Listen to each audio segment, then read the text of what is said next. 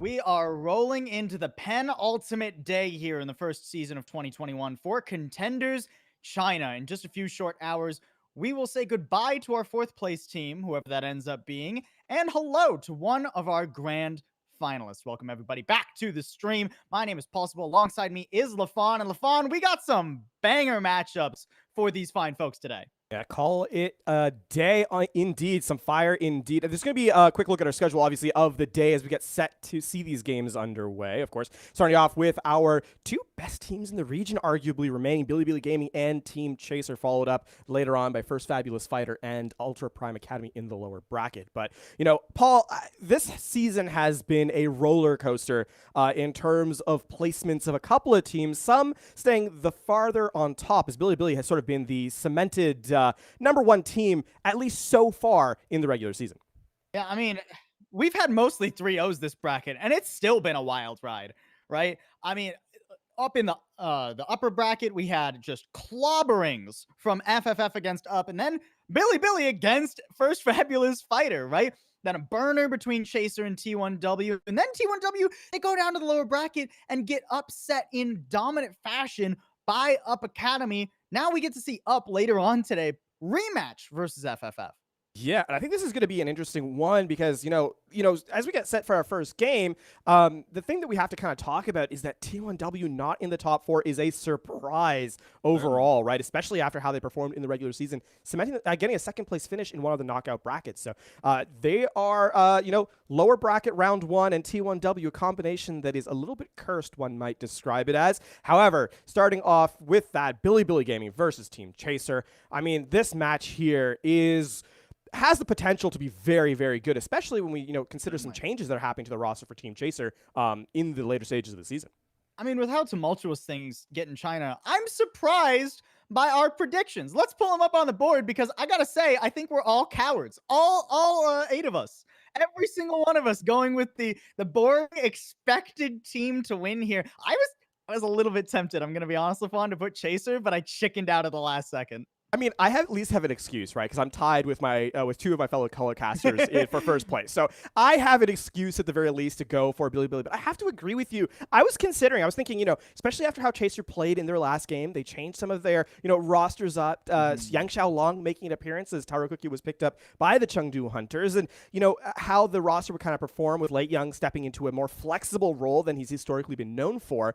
But at the end of the day, I think Bilibili Gaming has just been a little too strong overall. And as we get a sense, across the board, pretty close season in terms of the predictions going in. And I think as we look at First Fabulous Fighter versus Ultra Prime, it's a rough place to be, right? FFF has proven, at least in the head-to-head, that Up has been sort of the lower end of that matchup when we see those two teams play.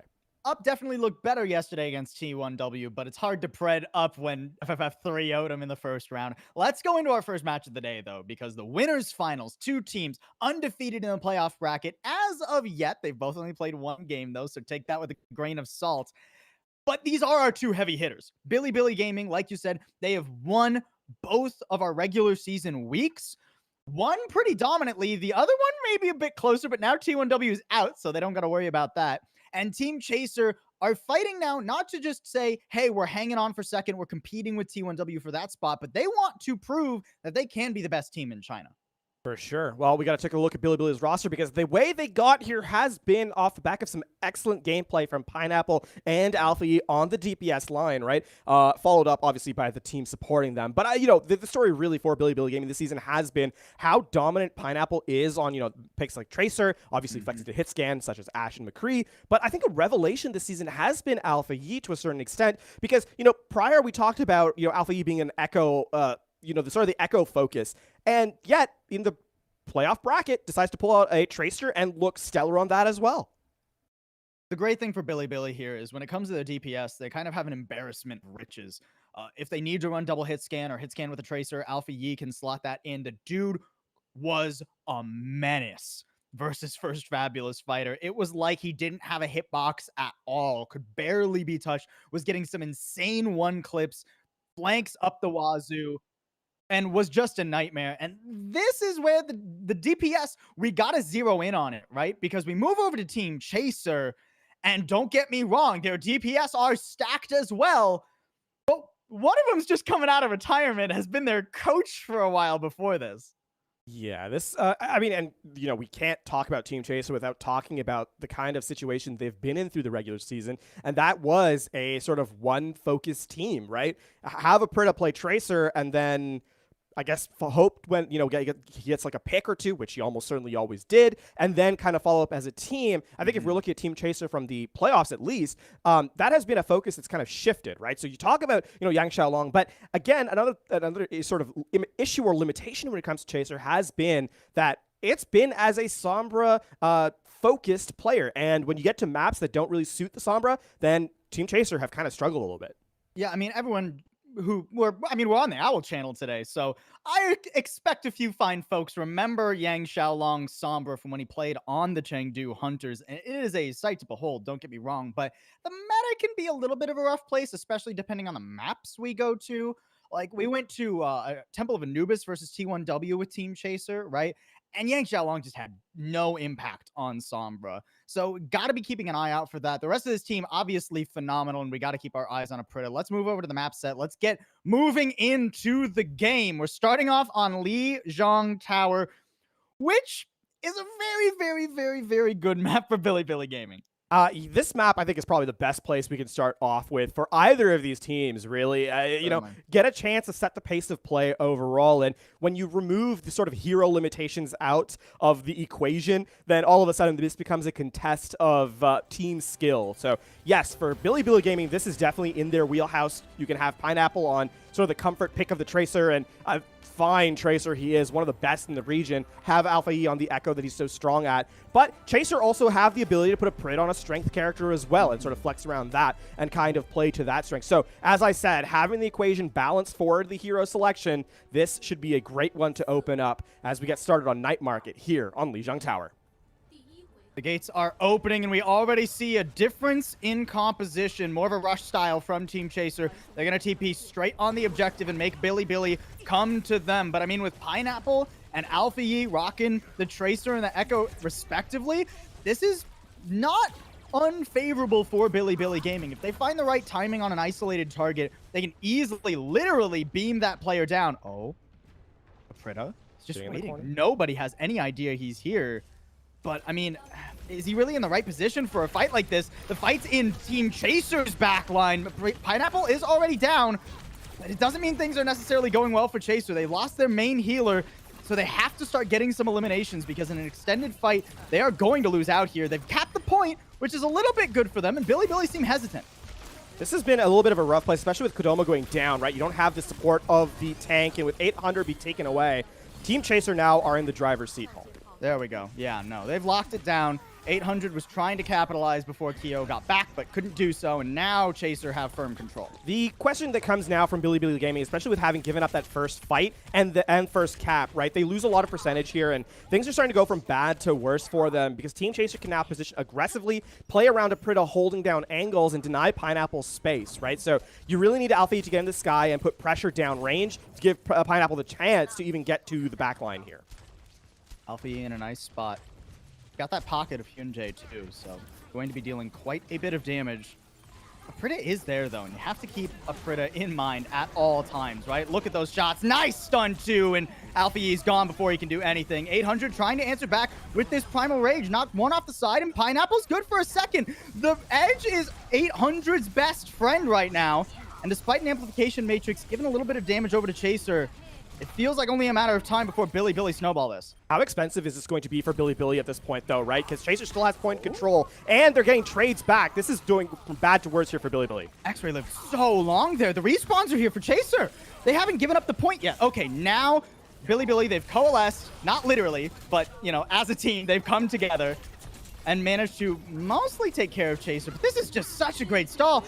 And again, X-Ray's back now. The TP carries him there. And with the self-destruct on the Hyunjae, this is not a lost fight. Earth Shatter available. It lays 800 down on the floor as well. X-Ray, he's spent more time with his shield up than anything, but he'll take Alpha Yi with him in the duplicate and everything. Chaser are still holding on to this. And there's nothing that Bilibili can do. That was a masterclass of stall from Chaser. Excellent play off the Symmetra's utility of the teleporter there. And Billy Gaming, they thought they had won that fight, Paul, right? I think a lot of people thought that Billy Game had won that fight, but instead, Chaser, you said it, X-Ray staying alive as long as he did and then getting the trade for a full HP on the duplicated Echo. Superb work there from Chaser, and they start off dominant, 100-0 on map number 1 here. Man, X-Ray was channeling his inner superhero there. Like another man with a shield once said, sometimes you gotta tell the world, no you move. He just held his shield up for so long, and there was nothing Billy could do. This round ain't gonna be bad for him, though. Alpha Yi on the Echo here on Garden's still gonna be pretty strong with Fawn. Yeah, I think one of the telltale differences now is that Pineapple's gonna have a little bit more room to work. Doesn't have to deal with the slow from the Symmetra turrets, I should say. So eyes on Pineapple to have a better round this time around. Yang Xiaolong has moved over to that Sombra that we needed to keep our eye on. Alpha Yi just poking in the damage right now. Nice pick there from Aprita. I mean, that was pretty much the whole team locking that down. Billy doesn't feel like they can do much off that unless somebody finds a miracle pick. Chaser just going to get the cap. Yeah, and with how closely Chaser are playing together, Pineapple's struggling to get in and get those one clips that he's so capable of. So really denying pressure from the Tracer here, and Chaser doing a great job of taking first control. Aprita's just bullying people right now. I mean, found those 3 shots on an 800 on the entry, had to back up, and Chaser, they pulled the trigger. They didn't let Billy just lick their wounds. Instead, they're going to rip them apart and send them packing. Yeah, great reset again. And I mean, we saw Lengsa go down, but ultimately it's a trade that favors Team Chaser, right? Billy Gaming had lost 4 to that point. So this is great team play from Chaser, never isolating themselves, never taking a true 1v1. And you can see Pineapple has given up the flank and has gone over to the Ash, saying, I guess I can't get in for, to create space. Let me just try and play inside my team as the Deadeye comes out. Oof. And I mean, that's one pick that just completely ruins the fight. Chaser are going to push for a couple more staggers, but at the end of the day, Billy, they can't do anything from this position, and that cost him a Deadeye. Aprita's going to have that back sooner rather than later, and you're still going into the EMP, the Coalescence. Chaser are feeling great right now. And look how little Chaser are forcing it, right? They don't overcommit. There's the EMP coming out now as he's going to be over the side. Couldn't quite hit 800, but hit the back line, hit the support that 800 needed to go for the dive he went in on. And, I mean, with the Coalescence, again, Billy, they can't get out the door. This is so dominant from Chaser. The other thing, too, is that these haven't really been quote-unquote team fights that Chaser's kind of been forcing, right? When Billy attempts to engage is when Chaser's already pressed the go button, and now, it's going to be final fight territory, and Chaser have the ultimates to work with. Oh, goodbye, Aprita. That was nice. Well done there by 800. Self-destruct not going to quite land, and now Chaser, they're starting to run out of those ultimates. The sound barrier's not going to keep Lengsa up despite popping it. And Billy, they've thrown in quite a bit to make this happen, but they will finally get some percentage on Lijang. Critically, though, they don't commit the rally or the bob, obviously, as Pineapple's just building up towards it, while as Team Chaser threw everything at the wall, nothing stuck. And so starting from 0, quite literally, both squads in terms of economy versus the point percentage, as Billy Gaming now have some chance to actually work their percentage up. Aprita, though, forcing 800 out early. That was a great read there by Aprita and Team Chaser to know that's where 800 would be waiting for that ult charge. Here comes that Bob in from Pineapple, trying to keep Chaser off the zone. Aprita on the flank, though. He gets 2 critical picks. Yeah, he goes down eventually as Alpha Yi answers back. So Billy, they're not out of the running yet. Got to try and find yet another elimination, though. Things starting to get dicey. And Chaser, they have tenuous control of the objective. 800's back, though, and he's got a nano. Onto the back line he goes. Toned out a little bit, though. Billy, they're hanging on to the objective, though, and that's what they really want to do at the end of the day. Chaser don't have the muscle to make this happen right now. The big difference there in that last fight is that Alpha Yi survived at 1 HP. Meant that he was able to put a lot of pressure onto the tank line, so they weren't able to come in for free. If Alpha Yi had fallen there, that would have been a big difference in the fight. But Chaser now have to reset. They do have critical ultimates coming in. X-Ray's on the Wrecking Ball, so that's not ideal, but you will have the EMP here to try and start this fight off. Yang Xiaolong's got to wait a little bit for it. Hack on the Irony. Interesting way to start that fight. Beautiful isolation there from Aprita. Who expects that Deadeye angle? Nobody. Certainly not Hyun Jae, I'll tell you that much. Yang Xiaolong in's got the EMP at the rating, just looking to beam down Kodomo. They know that's the threat. They know that's the most vulnerable target off an EMP. But but Chaser actually failed to connect under the elimination. Billy stabilized here, and the Coalescence is too little too late. We're up to 90%, and Chaser got nothing left in the tank. The duplicate Diva there was a big difference maker, and I don't think there's any real chance here for Chaser to come back in the fight. One down. Paul, this is going to be a round 3 on the board, it looks like. Chaser making one last stand. X-Ray back on the Wrecking Ball. Langso tagging in on the objective. That was some nice movement. I got to give him that. Hyunjae's going to punish him, though. Lucio diff coming in full force. At least that's what Hyunjae wants you to think. And Billy, I mean, they just have this on lock right now, LaFon. There's no tanks, there's no meat on the objective, especially now that Late Young has been demeched. And, I mean, okay, Aprita, I was about to say unless he does something crazy. Not crazy enough, I think, here. Yeah, no, that'll be it. We do move on to Control Center for one last round of Lijang. Some delayed theatrics, but unfortunately not enough. Obviously, Alpha E becoming a difference maker 2 fights in a row. Surviving, obviously, very low, but then having the chance using the duplicate to become a tank himself. Yes, Kodomo was hacked up by the EMP, but it was a one-man EMP, and with essentially 3 tanks on the field, it was not enough. There was just not enough people to focus on taking down Kodomo via the hack. So Yang Xiaolong not finding the value required from the Sombra there in round number 2. We are going to head to Control Center to try and see who's going to take our first map here in this series in the winners finals. Paul, I mean, you know, back-to-back stages, 1-to-1, looks like we're shaping up to have a good match. Chaser have been playing this rush style more than Billy, though, so you have to imagine they feel comfortable that Control Center is where we are ending. Both, actually, Alpha Yi and Aprita on the Junkrat here. Fun. Always like to see the J Silly pop up. Kodomo going to pop down, however. Immediately eliminated. And Alpha Yi, I don't know if he's necessarily in the best position, especially when Aprita's hitting shots like that and mine's going flying. Chaser again with the first cap. A nice clean Junkrat play there. Ahead in the damage, of course, is Aprita now as a result. And with the tank going down, right, with Kodomo not able to really stay alive, you have to kind of reset here. So Pineapple gonna switch over to the McCree, trying for that long-range hit scan pressure. Has been good at it, but needs to find entry space, and the Symmetra here can deny a lot of that. And I mean, the spam is just brutal right now. Look at 800's health bar. Aprita, Late Young, X-Ray, they're not letting him get past. It's been an interesting split from Billy right now, actually. They're not really using this amplification matrix to its full effect. Enough of an effect to where X-Ray doesn't feel fine, though. So, you know, who am I to judge, I suppose, at the end of the day? The cap goes to Billy. Chaser, maybe a little bit too timid, not holding on to the objective as hard as they could have there. Yeah, the one downside to having a significant amount of spam is that you obviously feed the support ultimates over if you don't commit to the final blows, right? And obviously, Irony, we saw doing such a large amount of throughput on the healing, has the amplification matrix ahead of Kyo, meant that it just provides so much more pressure early in the fight. But now Kyo has the amplification matrix of his own, will have the Symmetra wall as well, and you can see Team Chaser are looking to play that aggressively as a result. Ooh, Gravitic Flux only catches one. Hyunjae going to be vulnerable for a little bit. Not quite able to finish that off, though, and with the spam hitting Alpha Yi, actually the mine there, intentional. He's doing pretty good right now. Aprita's tire is taken out before it can find anything from Billy.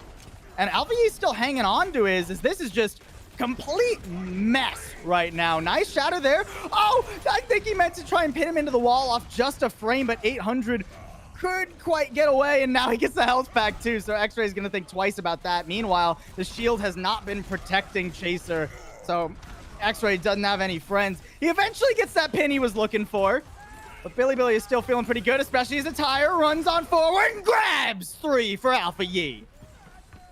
Critically, the difference maker there, obviously, is that Billy has control of the objective the entire time. You can see Aprita's going to make a switch over now to McCree, as I don't believe that the spam is going to get nearly as much value, especially on the defensive end, right? You aren't able to get in and just get those mines onto people. The shields are too much in the way. So going for the long-range hit scan, which Aprita is good at. Billy, though, they're going to have the window as they commit it here early, and the Deadeye. Ooh, despite that, Irony's the first one to actually hit the floor. And Aprita punishes Alpha Yi, says, you know what? I'm done with the Junkrat. I'm just going to take you on a hero I'm far more comfortable on. And that just gets Chaser onto the point. They're in for free, basically. No one really expects a player to stare down the amplification matrix and, win when you're sort of at odds. Pineapple here on the flank. Into this next fight, critically, that was an expensive fight for Billy, and Chaser still won it. So, yes, you're at last fight territory, but that's a difficult place to be, operating from behind. Oh, it's brutal. Oh, Pineapple, he gave himself misinformation there. He heard the Spurs jingle jangle from Aprita, but thought he was coming up to the high ground too, so he waited for that. Meanwhile, it was actually a flank to go for the big team fight. And they know where he is.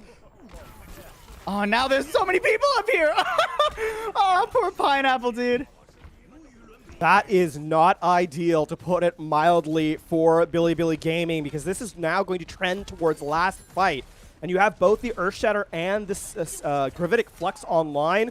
Billy, they're going to have to force this fight with the, support ultimate advantage that they have, but they are on the clock. They have to force a fight early if they want a chance here in the remainder of this map. And you're walking into a Gravitic Flux and an Earthshatter. This is difficult for Billy Gaming. Biding their time, looking for an opening right now. There's a Gravitic Flux. That forces him forward. That is beautiful. Sound barrier is out. Stunned! X-Ray can't hit his Earthshatter. 800 comes up better on the main tank diff. Now Chaser are headed for the hills, but the tire isn't going to be able to chase him down. This is anyone's game right now. 99-99. Amplification Matrix trying to keep Chaser off of it, and Billy, they've reclaimed it. The Gravitic Flux gets late young, and even a sound barrier ain't enough for Chaser at this point. YXL desperately trying to stall, but no, it will not come to fruition. Billy Gaming, despite starting this map off 0 to 100, will take Lijang and remain flawless on that map. What a start there. What an exclamation point to the round. Disadvantage on the fight. They still come out ahead. Playing the time perfectly there was Billy Gaming, right? They wait until the overtime, so the eliminations lasted much longer. The stall potential was not there, and in the process got the flip. So Billy Gaming understanding their win condition, understanding, more importantly, their win timing, right? Not forcing the fight too early, not panicking, and we've got truly a sense that Billy Gaming are gunning for that grand finals position. Give me 4 more maps of that, man. Give me 4 more maps of it. Oh, I love watching Chaser and Billy play.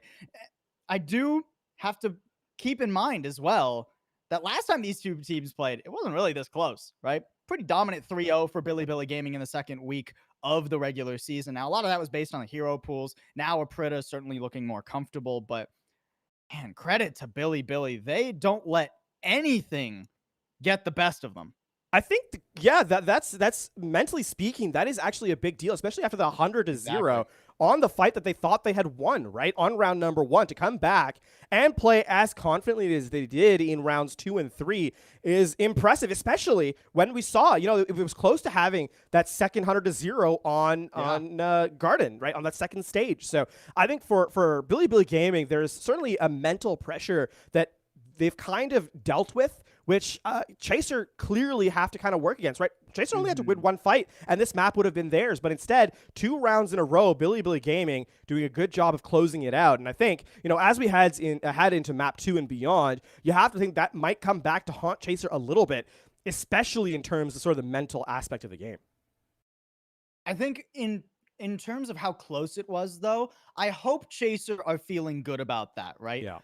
Because Control, we saw at the top of the map right there. They were 4-4 on Lijang compared to the 8-0, now 9-0 from Billy Gaming. Chaser have always looked middling on Control maps, right? They look great on some stages and not so great on the others.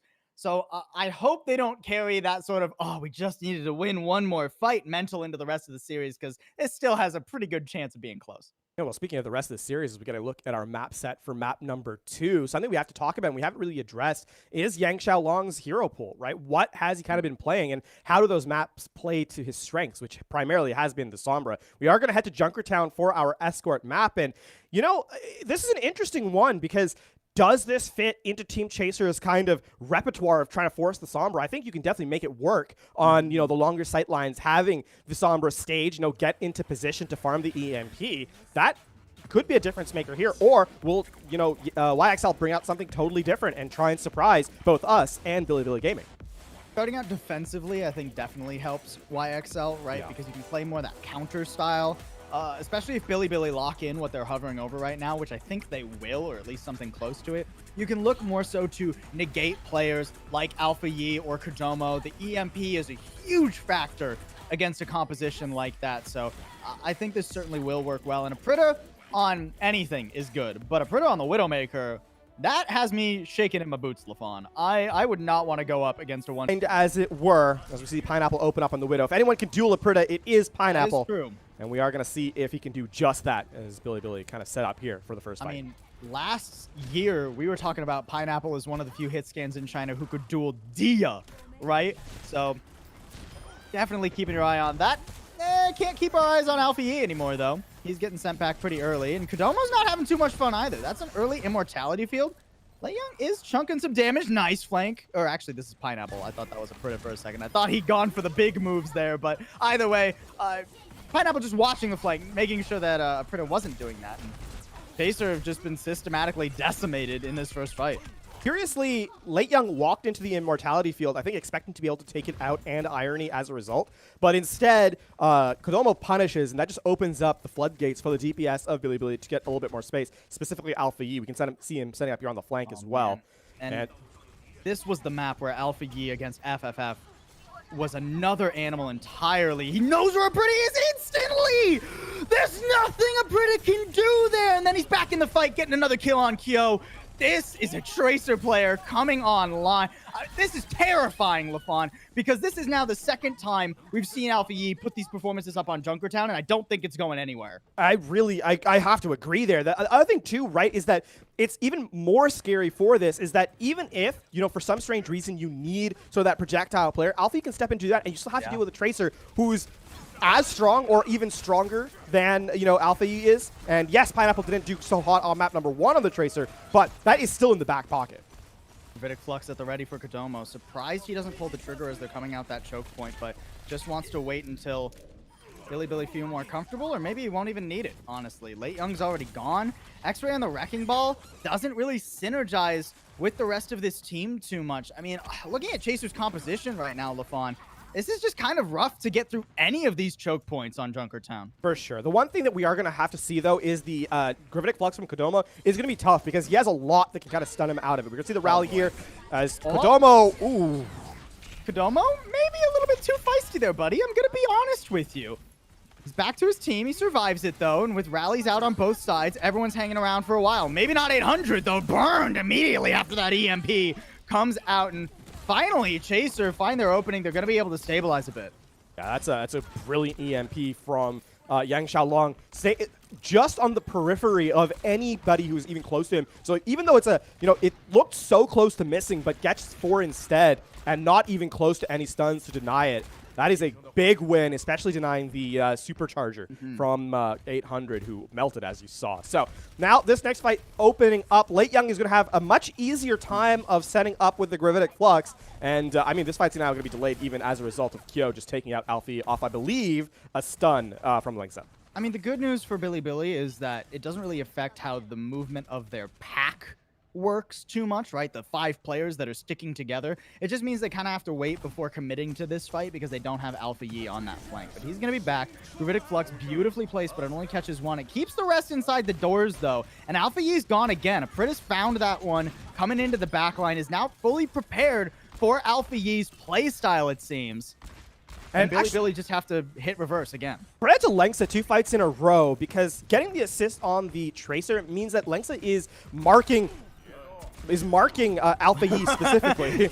You had to wait for that. You had to see if... yeah, I had to wait. Maybe some theatrics there for sure. Maybe go for too ambitious of a play, but nah, instead he sets this up, and that's just more time off the clock.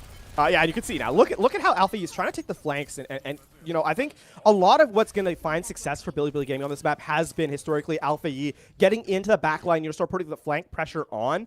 But you can see Lengsa's marking, Aperta's marking, denying Alpha Yi that space to operate, and then it becomes a 5v5 a lot of the time, and with the defensive advantage of the high ground that Team Chaser has, it's making Bilibili have to work for whatever space they get, and so far, it's not worked out particularly well. I mean, you also have YXL on the Sombra, right? So Invisible likely going to be looking for a lot of those same flank angles that Alpha Yi is. That's great information scouting. Has the EMP available, so just waiting on the high ground for Bilibili to show their faces. This is going to be a rough fight for Bilibili if they don't see this EMP coming. And there it is. It hits 3 players immediately. Minefield is out as well from Team Chaser. Pineapple the only one answering right now. Aprita stopping Kodomo from actually finishing that Gravitic Flux, if I'm not mistaken. Now the rally going for Chaser. This has become very much a scrap. Aprita's going to try and stabilize with a dead eye and will do so beautifully. And Bilibili, we're down to 1 minute and 20 seconds, and they're sent packing yet again. Yeah, something I highlighted earlier in the map is just how many tools Team Chaser have at dealing with Kodomo's Gravitic Flux, right? The flashbang, the hack, obviously the accretion from Lijang if that's necessary. And you got to be careful because if Langsa gets in close, the shield bash can do surprising amount of work against the Sigma. So Kodomo has the ultimate there is something that you have to kind of remove from the economic discussion of the ultimate utility. And when you have to operate with only 4 ultimates, it becomes a big struggle for Bilibili Gaming. And obviously the Sombra just denying the amplification matrix as well from Irony is another reason that last fight went so heavily for Chaser. Now, in this last stage of the fight, though, Alpha, you're going to have to pick up some heroics. The Supercharger is available here on the back, as well as the survivability of the Rally, Paul. So you can see them opening up with the Supercharger initially.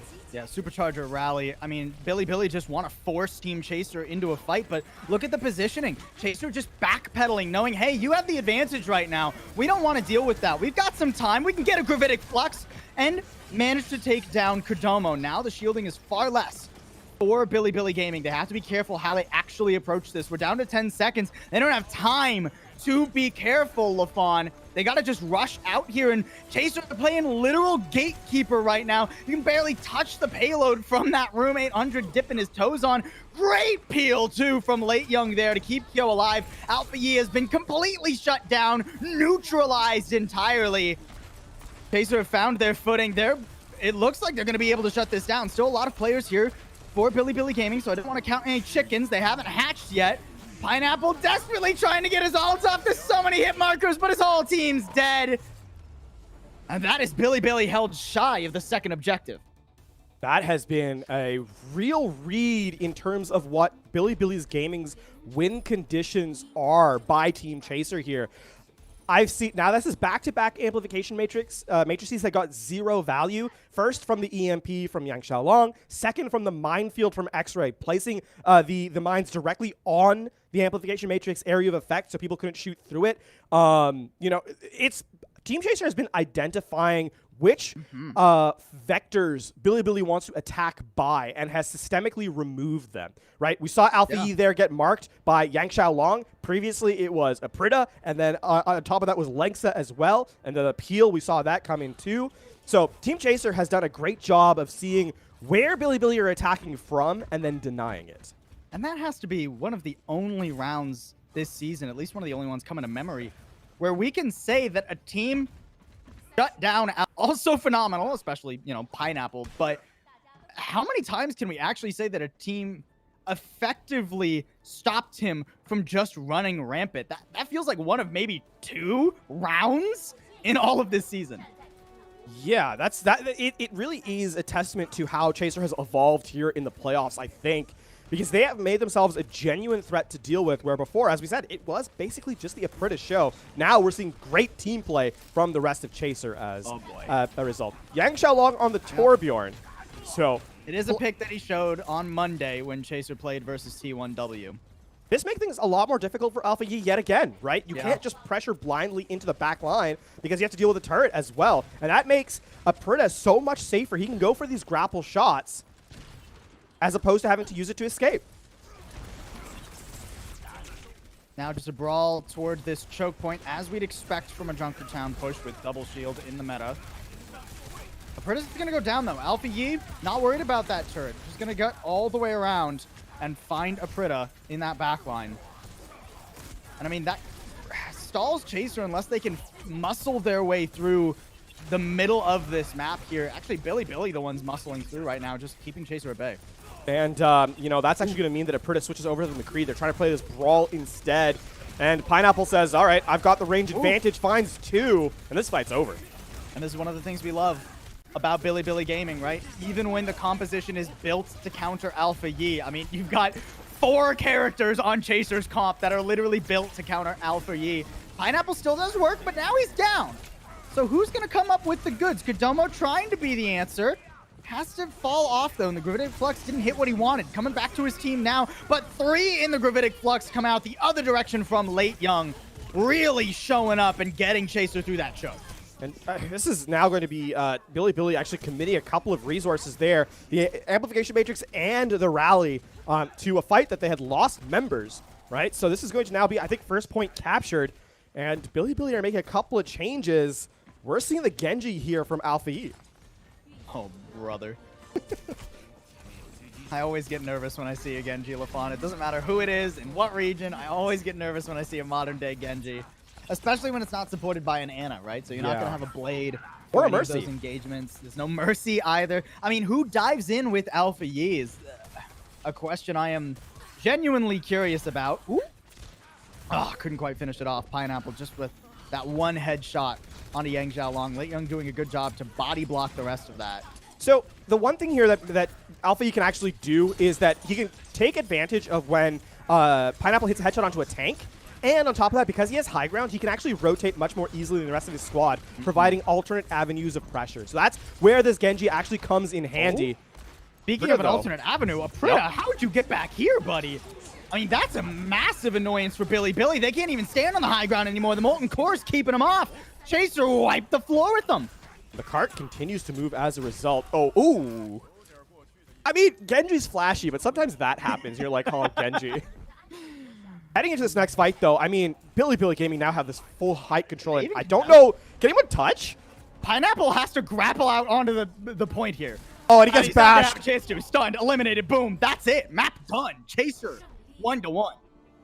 Yeah, that was such an anticlimactic last fight, but it makes sense. Like, you have high ground control. The cart does not even have to make it. We can see Chaser, after that map win, just sort of sitting there and be like, yeah, that was map in our favor. So we are 1-1 here after 2. And I think the thing that's most impressive to me about Chaser is that that was a dominant win on Junkertown, right? That did not feel close in a couple, especially in the grand scale of fights. Never mind like the map. The map didn't feel close, but some of the fights also genuinely felt one-sided to an extent that was surprising considering map number 1.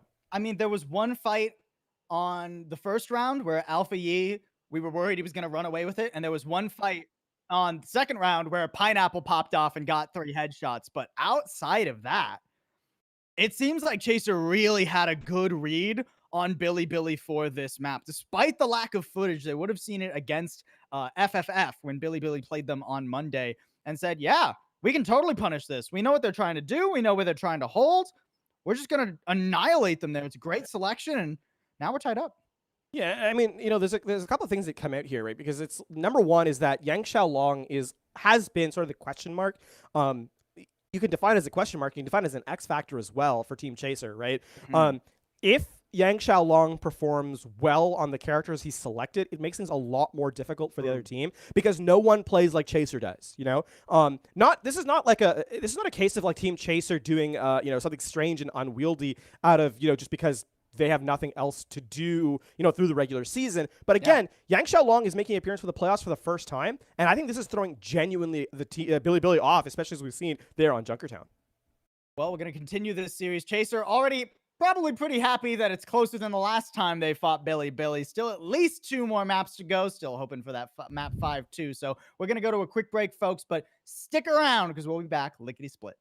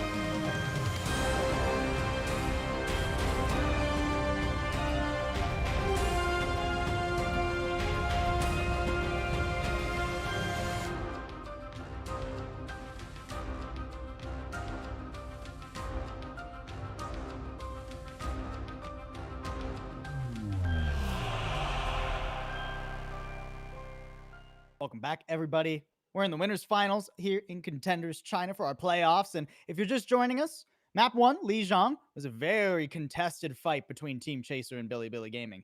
Junkertown, not so much though. LaFawn, Chaser really seemed to have the download. Yeah, so this has been a fire match so far, and I mean, speaking of fire, it was the Molten Core that kind of set up the win condition for Team Chaser on Junkertown's attack. Right, they used the Torbjorn to great effect, and something we've talked about this series has been how's the DPS going to match up in this situation, and a lot of the time it has come down to can Alpha Yi and can Alpha Yi really step up in a big way, and I think specifically with Junkertown, Team Chaser had the answer, and the answer to it was no, to Alpha, you cannot even really play the game. So that's going to be, I think, a question mark as we go for the rest of the series. Can Alpha carve that space out? And I mean, what better way to do that as we get a quick look at our map set here for the next map is, hey, go to a map where Team Chaser did not look good as we take a look. Temple of Anubis is next. Full held in their last match here on this map.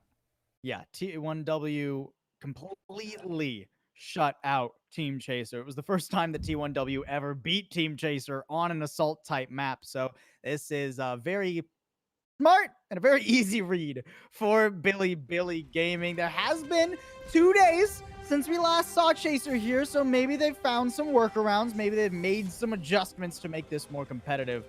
Outside of that one game against T1W rather, they've been phenomenal on this map this season. Yeah, I think what it comes down to, though, is that in the rest of the season, Chaser did not have to force the Sombra look, right? And on Temple of Anubis, while Sombra has historically been very good here, the issue here comes down to the fact that now there's way more ways to prevent Sombra from getting into position to get those hacks off, right? You have so much more scouting capability with the Echo. You can put pressure on the front line while Sombra sets up. And so you deny, even the opportunity to attack. So as the gates open up, we're going to see, look how much damage Alpha E is pumping into the tanks already. Yang Xiaolong struggled too against T1W to get hacks on their Echo player. Oh my god. Alpha Yi, if he is left unchecked, it is going to be devastating. Oh, Yang Xiaolong slept. Everybody diving in to either save or kill YXL. But it's Lijang who hits the floor first. Chaser not off to a great start. Aprita not having fun either, trying to face check Alpha Yi, but stuck in the room. Billy Gaming, they're just slow and steady, decimating Team Chaser, and there's nothing Chaser can do to stop this. Yeah, that sleep was a brilliant play from Irony. Arguably, and I mean, the thing is, either you take out Yang Xiaolong, which would be disastrous. Arguably worse, though, is it puts the rest of Team Chaser in a desperate position trying to save YXL, and that meant that, now Lijang all of a sudden is vulnerable. So for Team Chaser, it was just a lose-lose situation, and the loss ends up being point number 1. So as they look now to point 2, is this going to be a snowball potential? Duplicate is available, as Pineapple is going to switch over to the Tracer as well. So, I mean, Billy now on basically across the board comfort picks. Nano out, X-Ray into the back line, zoning down Irony. Hey, you lost us the last fight. I'm trying to take you out early this time, but the focus is too strong from Billy. They're not letting that dive go unpunished. Lijang will again be the one to fall first in this fight. Now BLG 800's the one to the back line. They're slowly gaining control of the objective. Front lines are fighting back lines, but Alpha Yi's having a fun time, whereas not so much is the case for X-Ray right now and the rest. X-Ray's just hiding under here, hoping to get that health pack, but as soon as he tries to go up and contest the point, he will die, and wow. That was quite the attack from Billy. Team Chaser were trying to go for they can't snowball if you force the first fight and try and win it out, right? Unfortunately, what that meant is that Team Chaser had to go beyond the threshold of security of the choke points, right? Especially with Pineapple being the delayed pick as he switched over from the Widow to the Tracer. It meant that Billy weren't actually going for that first fight to, force the snowball. So an unlucky read from Chaser put themselves in a bad position. I mean, and Billy kind of capitalized on it almost by accident. Yes, they have ult economy, but yeah. I don't think they meant to take the fight where they did. It seemed haphazard too, right? Because X-Ray went in with the nano, right? That's what you want to happen. But Lijang, Aprita, and Yang Xiaolong were not prepared to dive in and help him out, right? When we had X-Ray's POV, he was alone on that back line.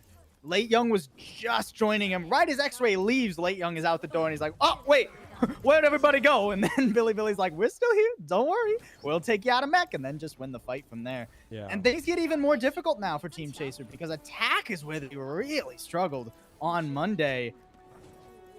This is not going to be an easy map. We might just find ourselves moving on to map 4 here in 4 minutes, LaFon. Yeah, I mean, calling what Team Chaser did an attack on Temple of Anubis last time is very generous. So they're hoping for something. I mean, listen, you don't even get 33% of the point. I'm allowed to say that. Again, Alpha E with the early spam, and you know it's so difficult for tanks because you have to necessitates rather taking damage on the entry, especially with how aggressively Alpha E is playing, and there isn't really a true shutdown onto the Echo here from the attacker's perspective, right? You're hoping just for a clean dive instead. Yeah, this was the same problem that Chaser had versus T1W, right? Alpha E is getting the same leisurely play that T1W had on Monday. No, he's already up to 80% on his duplicate. Chaser haven't walked through the first archway yet. They've been spammed so heavily. And at this point, at least somewhat set up now, but here comes a dive in from 800, and he's just bullying them right now.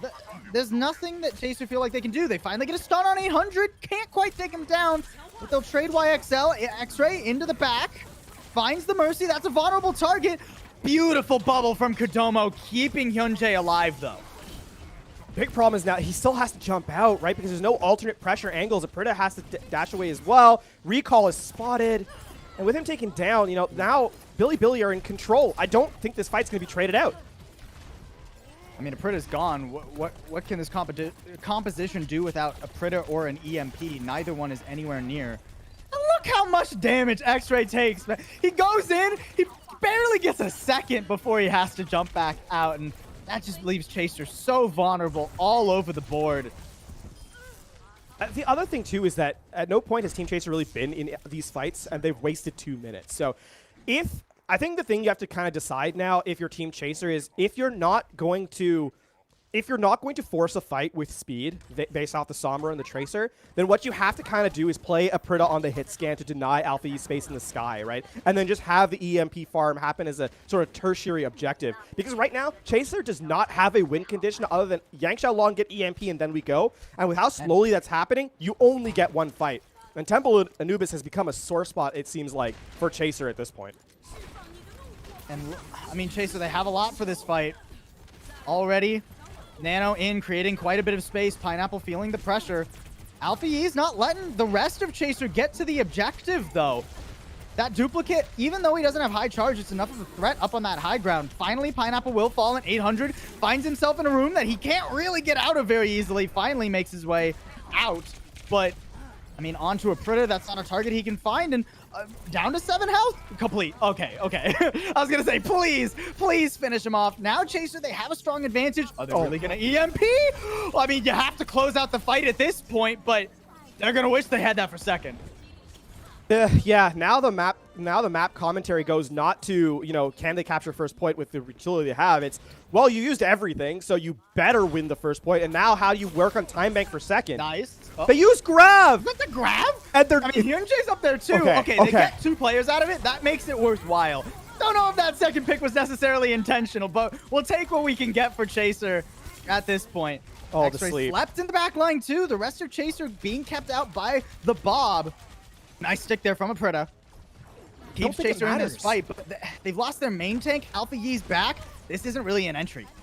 Yeah, it was a scrappy fight outside the objective, and that, you know, the respawn timers on this first attack that you get on second, right? The respawn is so quick that it really didn't matter. It's just a tough place to be. And now you start to work with the time bank. You know, that's an issue that Chaser has to look at. Nice work there from Big bubble from 800 and Kodomo, but Kodomo actually gets clobbered afterwards. Chaser have waddled their way onto the objective, and they've gotten their first kick in the blink of an eye, actually. Alpha E does have this duplicate online. He'll grab the Zarya and try and work up to a grab. Nice peel there, too. Gets him some charge and saves his support. Ooh, might not have this duplicate much longer if he's not careful, though. Grab online, chucking it on Kyo. Gotta finish off that pick, though. Late Young with the bubble nearly denied that one. We've yet to get a second tick, but Chaser are going to commit the rally to try and make it happen. Yet another up top grab. This one works beautifully, though. No doubts about that one from Late Young. Chaser are finally in control. They are going to get 2. No, Leo goes down. They got it. But they got it. Okay. Okay. That was so close.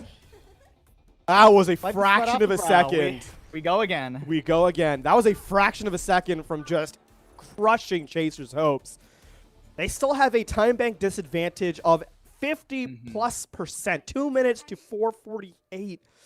The disaster here comes to the fact that with how long it took to take point longer A. than 2 minutes first time, exactly. It took 3 minutes to get their capture done. So, you know, either Chaser has to reapproach their attack options, or they just have to play faster. And one is certainly a lot easier than the other.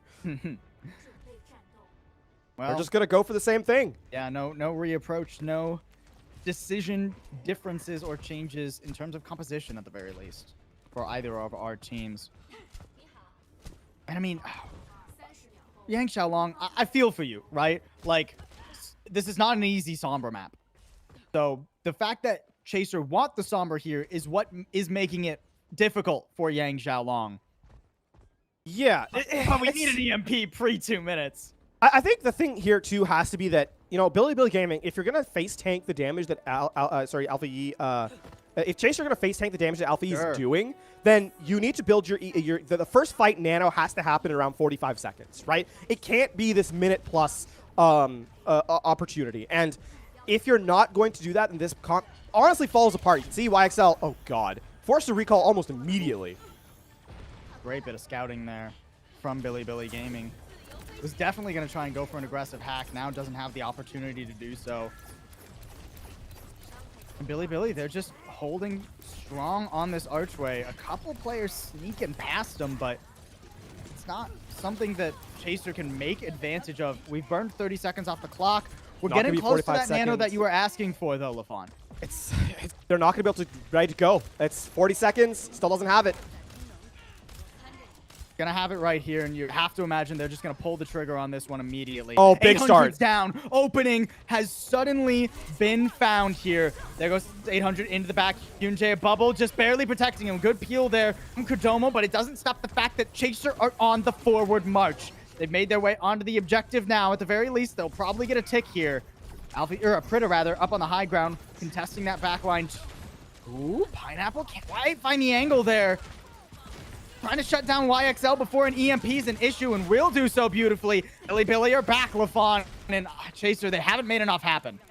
And that is going to be the one tick taken, so at least they have a win condition established, because looking at the timer on the clock and looking at the ultimates that Chaser has, they needed this EMP to be available, and it just isn't. You have the duplicate, you have the Valkyrie available, as well as the Bob, and now Billy are sitting and looking at this and saying, I mean, we can play aggressively because we have the utility to do so. With a Prita down, it's disaster territory here.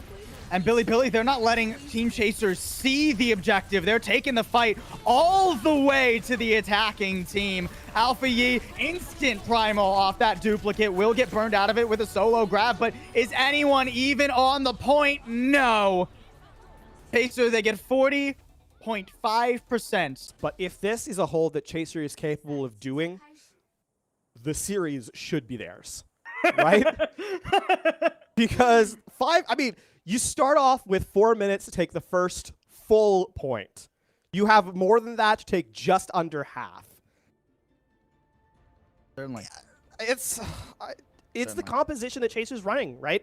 They necessitate only a couple of fights. Their comp is based around sort of that EMP timing, right? You have your first sort of aggressive spike on the nano boost with how much damage the tanks take. Then you have your second, or supposedly you're supposed to have your second with the EMP. But YXL's just been taking way too long to generate them on Temple of Anubis. Yeah. And that means that you only ever have one true power spike, especially when the clock's not in your favor, right? With 2 minutes, a 2-minute EMP does not happen.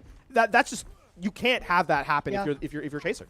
And I don't want to fault YXL too much for that, because there was no opportunity for him to get around and start farming those EMPs, right? With how far forward Billy were playing, how much peel, he couldn't find hacks, he couldn't find openings. Billy were shutting those options down beautifully. And now all they have to do is get past the bunker that Team Chaser have set up on this high ground. Yeah, Pineapple going to switch over to the Tracer here, try and get on the flank, so It's an adjustment from Chaser here, which has been unique on their Temple of Anubis looks, but Billy seem to have an understanding of how they want to approach this. They get Alpha E on the high ground as well and get rid of the turret. So that crossfire is not there, and now Pineapple can get in pretty much for free.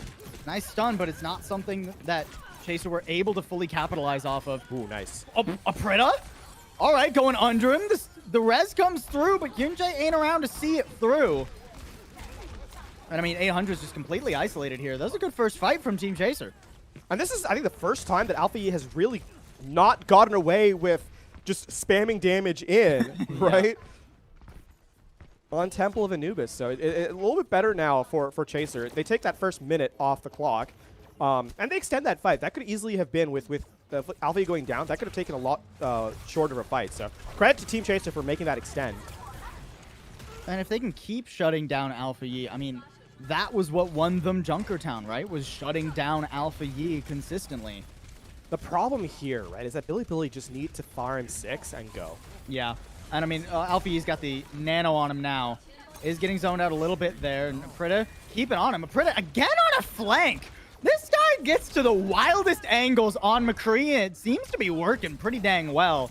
YXL on the objective, just keeping that first tick from going over as Pineapple was going for a back cap. Now Billy, they're in a pretty awkward spot, LaFon. They're trapped behind Chaser. They are. I mean, Lengths is dead. Oh, what is happening here? Oh, what? Oh, Chaser, they've overpushed. Oh, they smelled blood in the water, but it was only their own. Oh, tragic. They tried to isolate those few members, but it turned into a collapse, almost a pincer movement. And Billy, wrap it up. Big oof, I think. is Taking the words right out of my mouth, LaFon. Yeah, that's what Chaser said. Right as they saw that amplification matrix go out and just the entirety of Billy there. I could almost hear the record scratch. Yep. That's me. You're probably wondering how I got into this situation, right? Yeah. Rough stuff for Chaser. Yeah. I mean, They're still in this though. They're Let's still be in this. honest. A couple of things come to mind, right? And I was hypercritical of Team Chaser in the map specifically, but a couple of things to note. One, if you're going to have struggles in this map and it was identified, the loser pick system means that obviously Billy are going to take you there. So it's a rough place to be in terms of stylistic. You're just hoping that Billy doesn't quite understand how the Sombra works and kind of work around that. Unfortunately, that wasn't the case. So you say GG, go next. You go to the next map and sort of, if you're Chaser, just kind of throw it out. You expected that to be the case anyway. And so from a more holistic approach in terms of the understanding of the series, if the question now becomes what map is good for Sombra, so YXL becomes a threat again, because clearly Temple of Anubis just isn't their place right now. Or don't even go to a Sombra map, right? I mean, the Torbjorn hasn't been a bad look for Team Chaser on a lot of their defenses. When they played T1W on Monday, after losing Temple of Anubis in a more dominant fashion than this, admittedly, they went to Hollywood, and it looked pretty trivial for them to push us to that map 5 to win Hollywood off the back of something like the Torbjorn on the defense, right? So I don't think that's out of the realm of possibility whatsoever. I want to take a step back though, because talking about Team Chaser, we have to highlight that Billy has done a phenomenal job of identifying who, especially after Junkertown, where Alpha E was struggling. I think to identify how to best give Alpha E the potential to perform. And, yes, a player is good players will perform, but you have to also support them on their way to doing so. And credit to Billy Gaming for settling down as a squad and giving Alpha E the resources he needed to actually put in that performance, especially after how, as a solo style on Junkertown just straight up didn't work. They're like, all right, back to pocketing the Echo. Let's get things going. And it really, Billy showing that they have that adaptability here to be that championship roster. And that's what you love about these two teams, right? About the best teams in China. It's not just we will face roll our style into the other team and hope that they don't have a counter strategy. It is constant adaptation and manipulation of the tactics on map from map to map, right? Yeah. Now we move on to our fourth map of the series, where Chaser are going to try and push us further. Hollywood is, in fact, going to be the play. So, I mean, this means that Billy Gaming are at match point. They have to get the three wins in terms of maps. But Hollywood, I mean, this is a mirror of how Chaser played up against T1W in their previous match. But the question here is now, obviously, YXL has a little bit more space to work on the Sombra. You know, we said that on Monday. It continues to be true. He has more avenues to kind of, get into the backline, farm the EMP without requiring his team to set him up. And so for Chaser, I think this is going to be more business as usual in terms of their composition. Clearly, the question is, does Bilibili respond by scouting, YXL more closely here, where now that YXL has more space to work?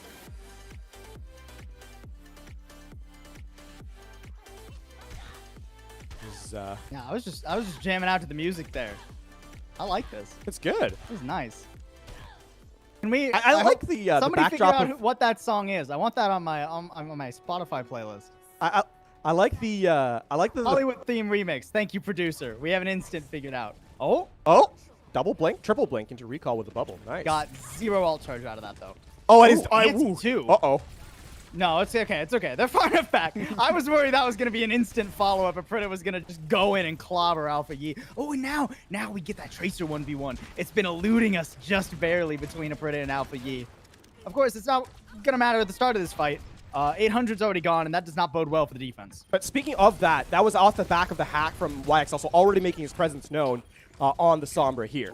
Aprita spotted Pineapple. Nice dive there, and while it has given him some position on the objective, still works out pretty well. X-Ray up onto the high ground, not getting the slam he was hoping for, and 800's back. X-Ray stunned. That's not a great spot for a low health Wrecking Ball. He'll get out, but that leaves an opening for Bilibili to dive on in and clean this up. Yeah, great response and recovery from Bilibili Gaming as they kind of get set. That was something that Team Chaser have kind of been doing here on their offense, and doesn't net them percentage. It does give them some space in terms of like the fight. Is that they're playing this 3-man dive. Pineapple is now, and as a response to that, rather than the Ash, giving them a Kree that has more survivability and obviously the stun. YXL, Aprita, and X-Ray have been playing as this 3-man group and trying to chase down and bully one target at a time. They just, again, need to do it more quickly so they have some space to do it. YXL on a nice flank back here into the back line. Has prioritized some hacks onto the Ana here, so I'm expecting a dive up into the high ground, up into the cafe, and yep, there it goes. Pineapple's actually the target, though. YXL trades his life for that one, too. Almost got the grab online, and Late Young's not having too fun of a time. There's that grab going forward.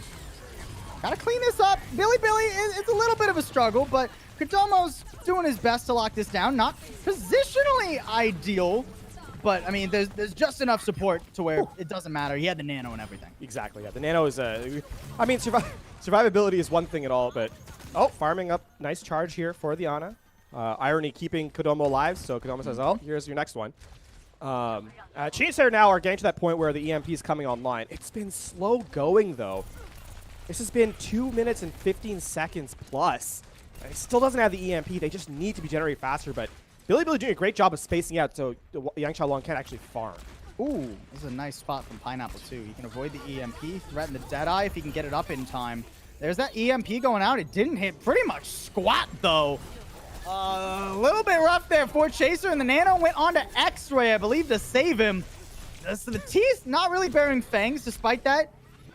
Chaser do get a tick onto the objective. Nice! One clip there from Aprita. That's the Tracer play we've been waiting for. Up onto the high ground. Pulse bomb out. Can't quite get it done, though. Irony shuts him down. And Chaser, they're running out of options. There goes a grab yet again for Kodomo, and catches literally everyone left. Beautiful cleanup, and Bilibili holds strong.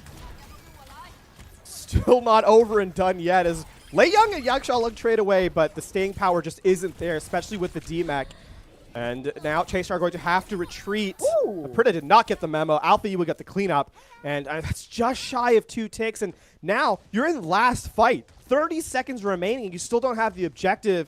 And unfortunately, don't have much to work with either. You will have the pressure of the mines to perhaps apply it to the objective and try and force the fight there.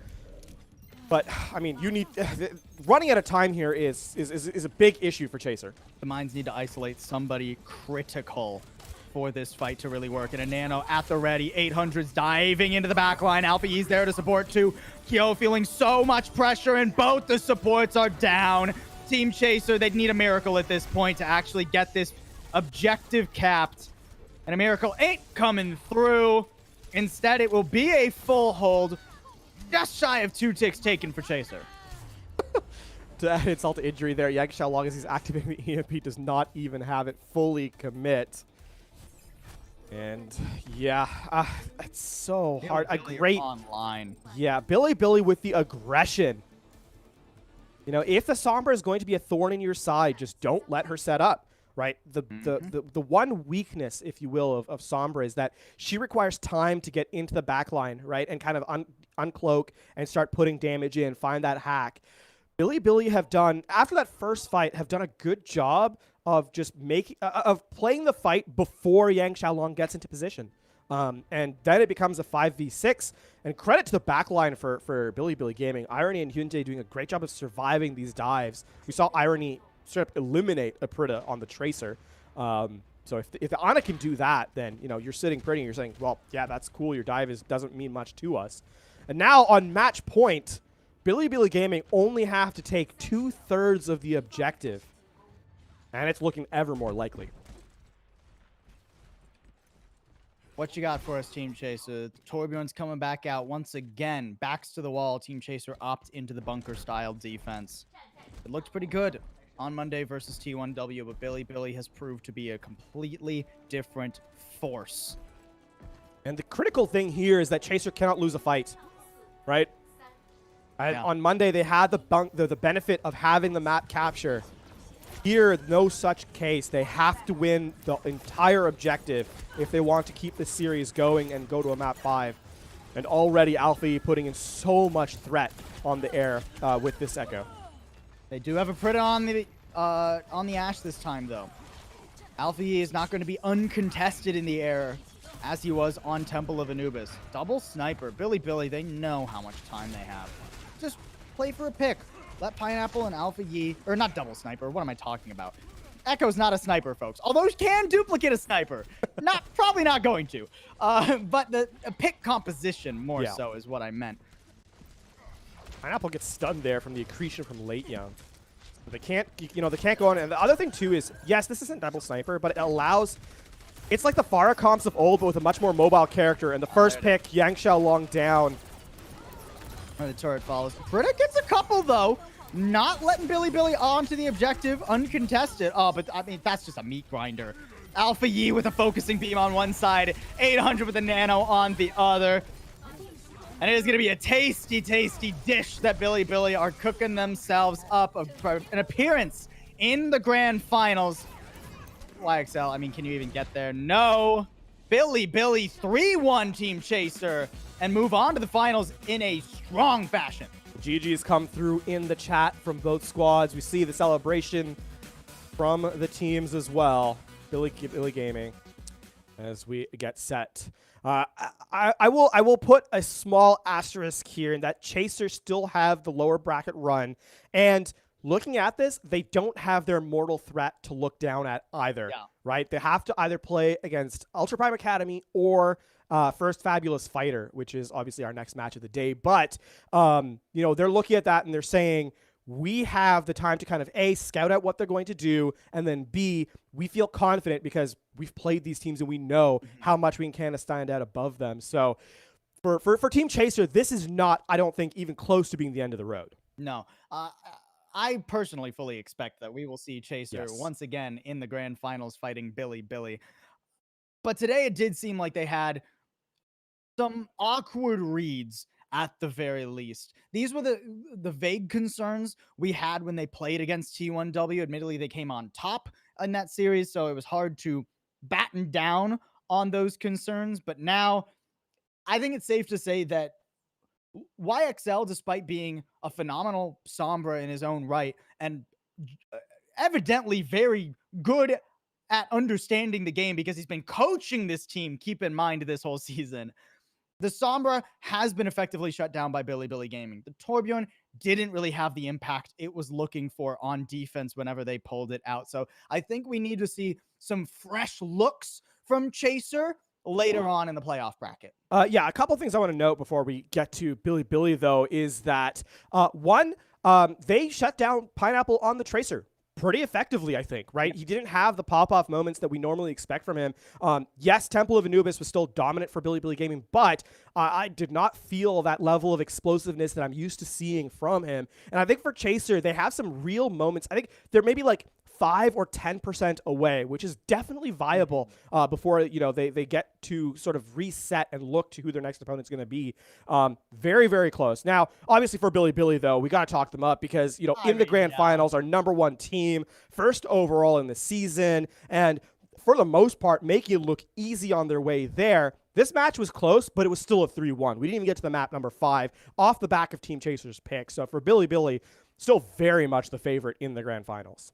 And this is the playoff performance that Billy wanted, right? Yeah. We have been graced with a very competitive season here for our first season of 2021 in Contenders China. There have been 4 teams all within spitting distance of each other.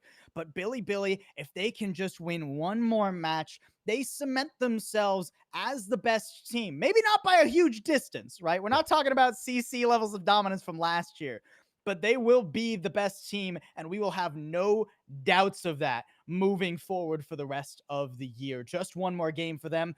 3 more games overall, and one of those will be coming at you after a quick break. We got Up Academy versus FFF, a rematch down in the lower bracket in just a minute.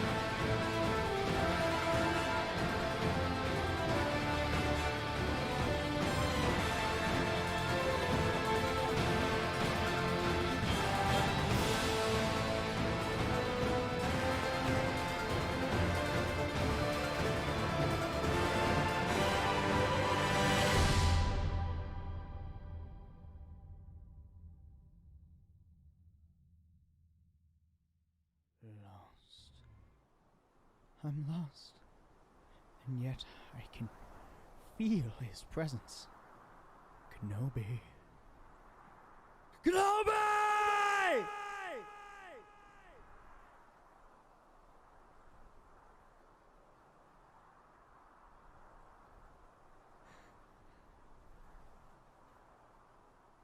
Will it end here? Like this? No. No! I must draw Kenobi out, tempt his noble heart, but how?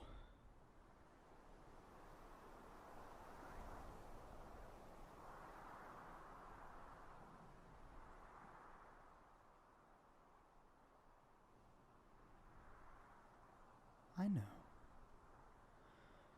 Oh, I know.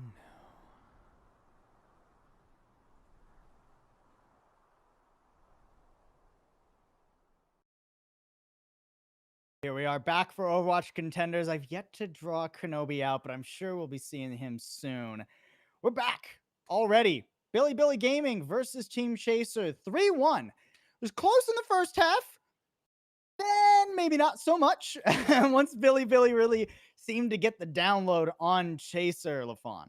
Yeah, that was a tough back half of the series for Chaser. For them, GG go next. They try to make their way back in the lower bracket. But speaking of, we got to look to the lower bracket now for our upcoming game. Op Academy versus First Fabulous Fighter. And this actually, speaking of how good these games have been, though, Paul, I have to ask you, which was hotter, the desert or the games we've had so far? Actually, the desert was kind of nice that day. I'm not going to lie. It had like some nice wind. The sun wasn't too hot. So I'm going to say these games have been far hotter than the desert was. Surprisingly, I won't say that most days about Arizona, though, I'll be honest. Let's move on to a spicy, fiery rematch between First Fabulous Fighter and Up Academy, though.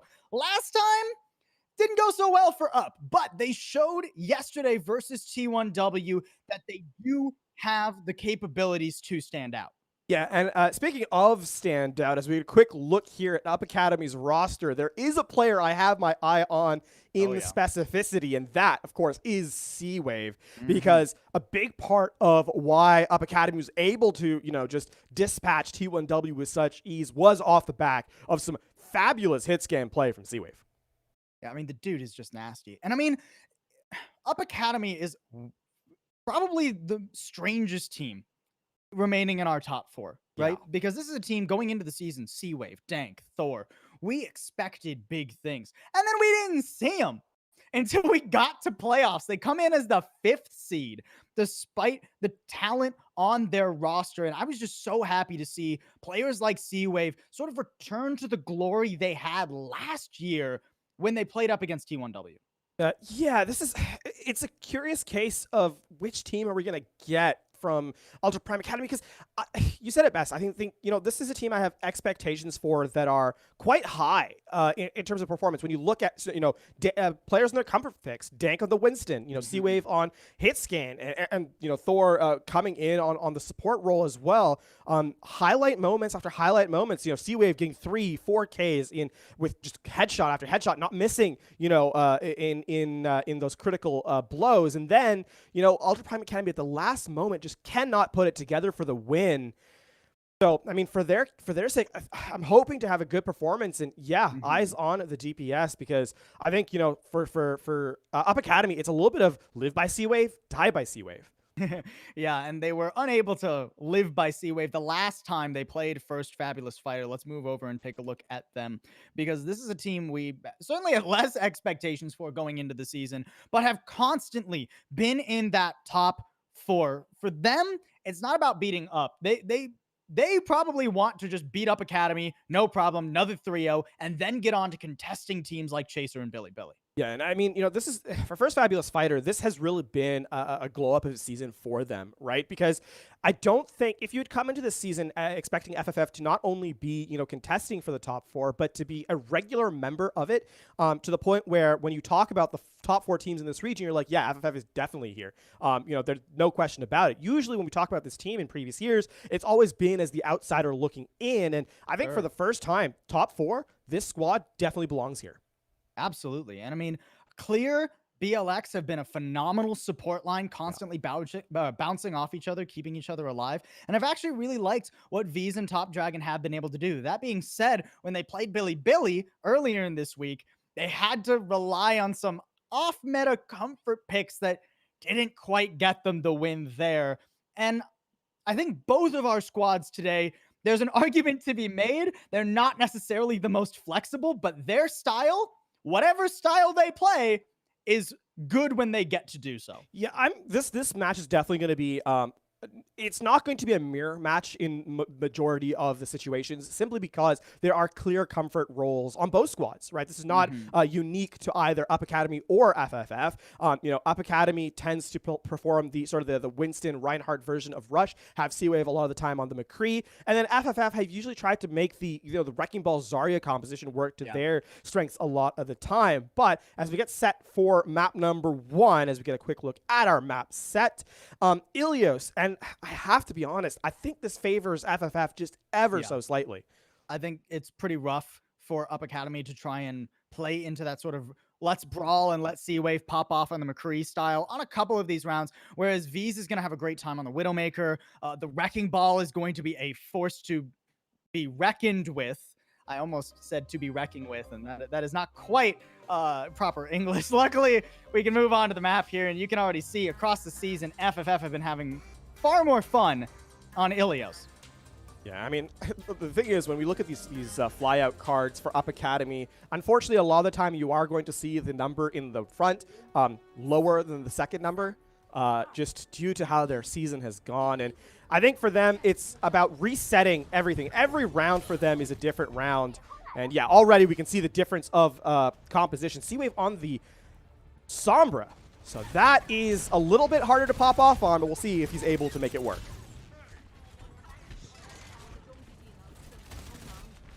Just poking and prodding at each other. Up Academy going for a dive now. They've actually spotted one isolated member, and they want to completely ruin their day. Unable to find that elimination, though. Mocha comes in for the counter. Dive maybe a little bit too far. And Bebe does do a good job of shutting that main tank down. And without Mocha, FFF actually probably going to struggle to really contest this objective. Top Dragon does get one, finding C-Wave in the back, but a counter dive into FFF's backline goes pretty well. It's still pretty scrappy though, LaFon, I'm going to be honest. Yeah, I think if you can get rid of the Moira, and as they do, Karen going down, this is going to favor FFF ever so slightly, especially with Mocha coming back off the respawn here, and now FFF are trying to find that advantage, but I mean, Up Academy, despite their low health bars, are playing space perfectly. Ooh, there we go. All right, V's with the critical pick. Finds both tanks, actually. The baby D.Va does shut him down, though. And I mean, we've still got some DPS trying to hang on. It's just hard for C-Wave and Bebe to get through the meat of the front line. Supported by a Coalesce makes it easier, though. And finally, after some chaotic back and forth, Up Academy will cap. So this is something that is interesting. C-Wave, of course, having the EMP. The second person on the board, or third, to have an ultimate. First was Pulse Bomb, then the Coalescence, and now finally this EMP. But this composition that Up is playing is actually designed to shut down Mocha, right? If you can hit the hack onto the Wrecking Ball, it becomes a very still target. And now FFF are playing into a very poor position. They don't have a real way to shut down C-Wave with this EMP here in this next fight. Ooh, that armor pack missed, and Top Dragon's actually going to have to use the duplicate to make Solo sure EMP. that he stays in this fight right here. Mocha in, there's a grab coming through. Top Dragon with the Death Blossom duplicated. Ah, Bebe just a little late to the play, was trying to go for that high ground TP into a Death Blossom of his own, but instead, FFF take the initiative. C-Wave with a curious EMP there to start the fight off. It was a solo EMP onto Mocha, so just about as much value that ultimate got as a regular hack. And you didn't even get the elimination onto the Wrecking Ball, so ultimately a wasted utility. And now Up Academy, you know, obviously a great Graviton Surge into the duplicated Reaper.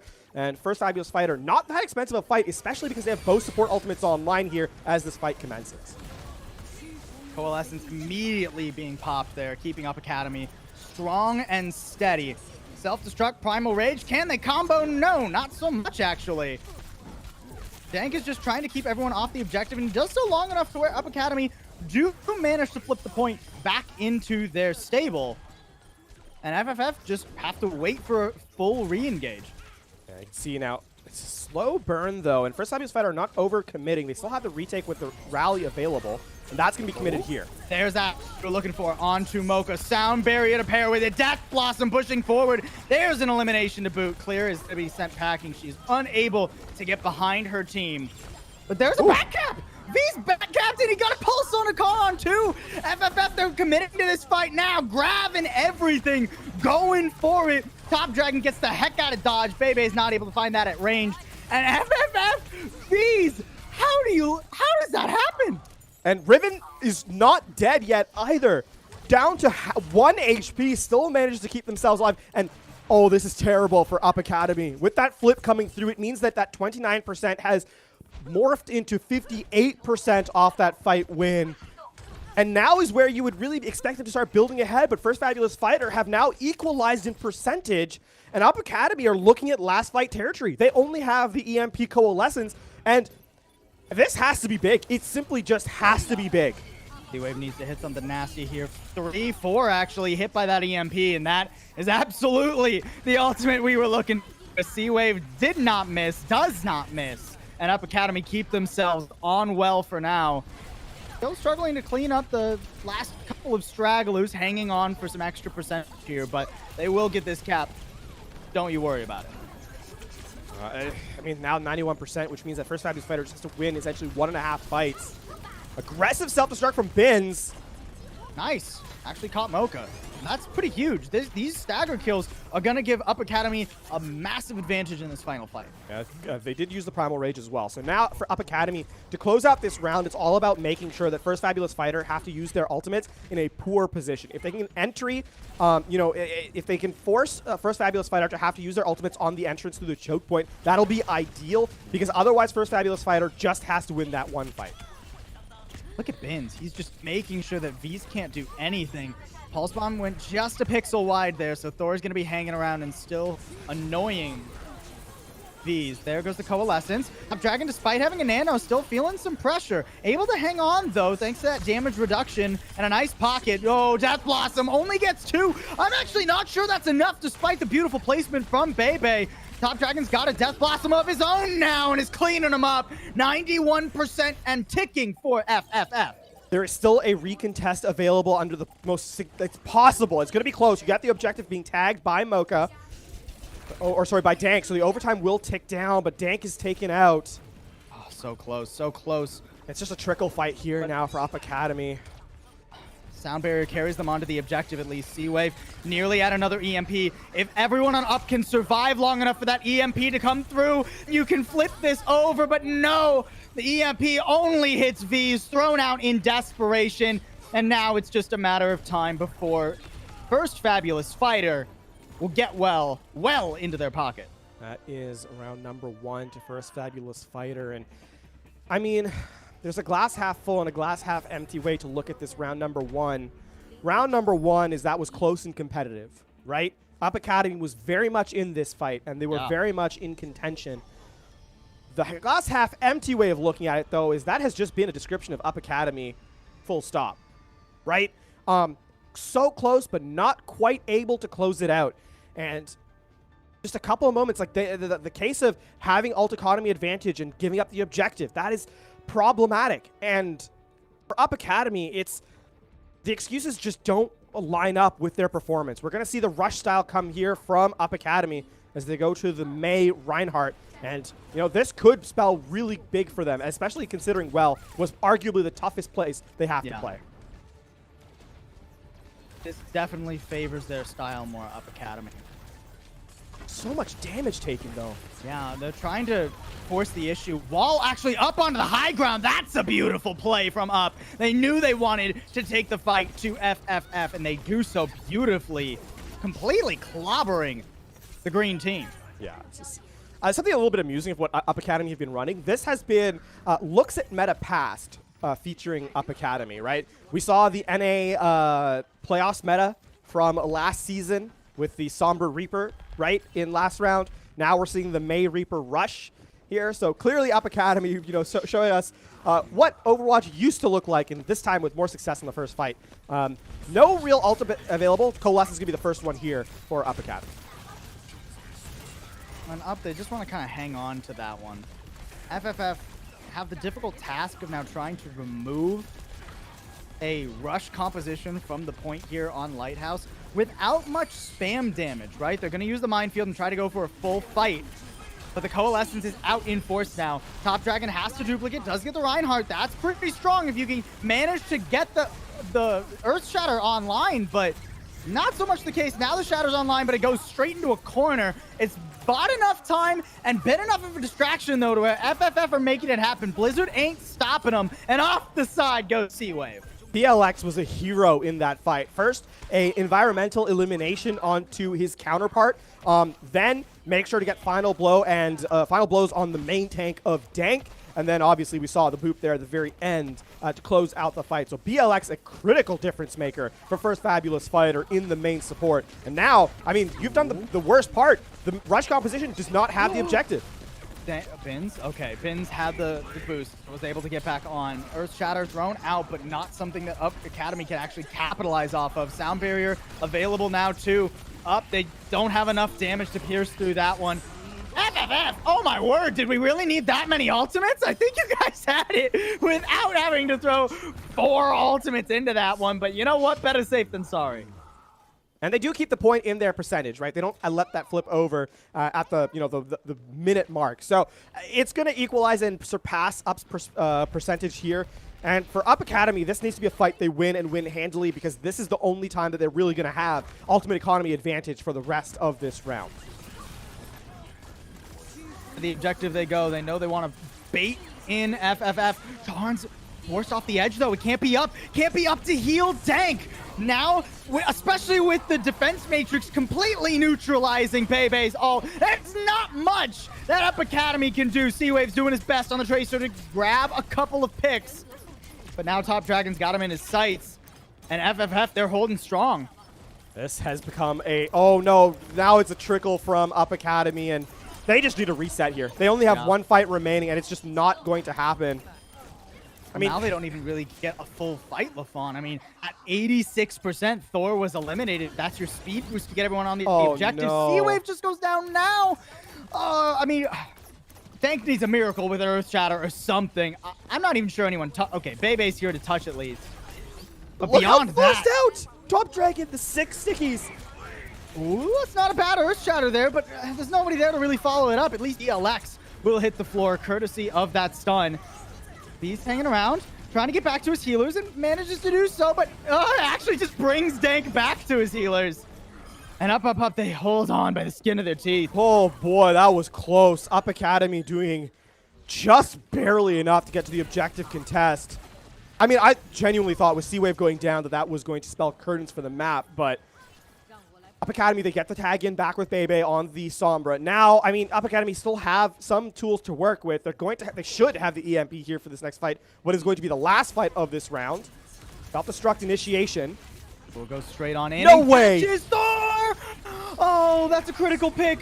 Now the Death Blossom is in for V's as well. That's too much damage for Up to deal with. And that's how hit and squat. At least you get the remake from Bin so he can try and contest this objective. But Karan is under pressure, desperately fades on out of there.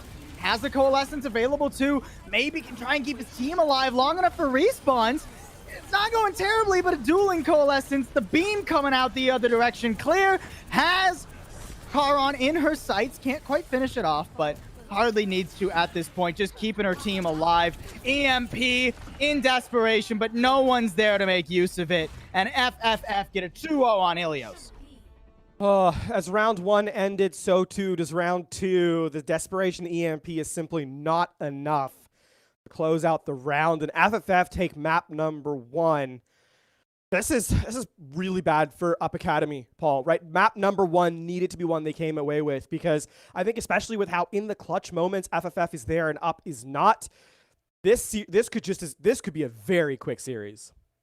Let's be honest, though. Ilios was always going to be a pretty rough map for Up Academy, right? It doesn't play into the styles that we were looking for. They had to put C-Wave and Bebe on, not heroes they were bad on by any means, but, you know, not what we consider their signatures by any stretch of the imagination here. So, I mean, Well is really the heartbreaker for me. I think things could have been even more competitive if we had gone on to Ruins. They could have played that rush style pretty effectively, but Up Academy, while it wasn't the start they were hoping for, I think they had to have been prepared to lose map 1 and still fight for the rest of this series. That is in fact, that is true. And obviously, you know, they will get the chance to pick the next map. So we would definitely be going to something that favors their strengths a little bit more here on map number 2. But as we get a quick look, that was a really clever play, getting the May wall up and then just finding the isolation. Yeah.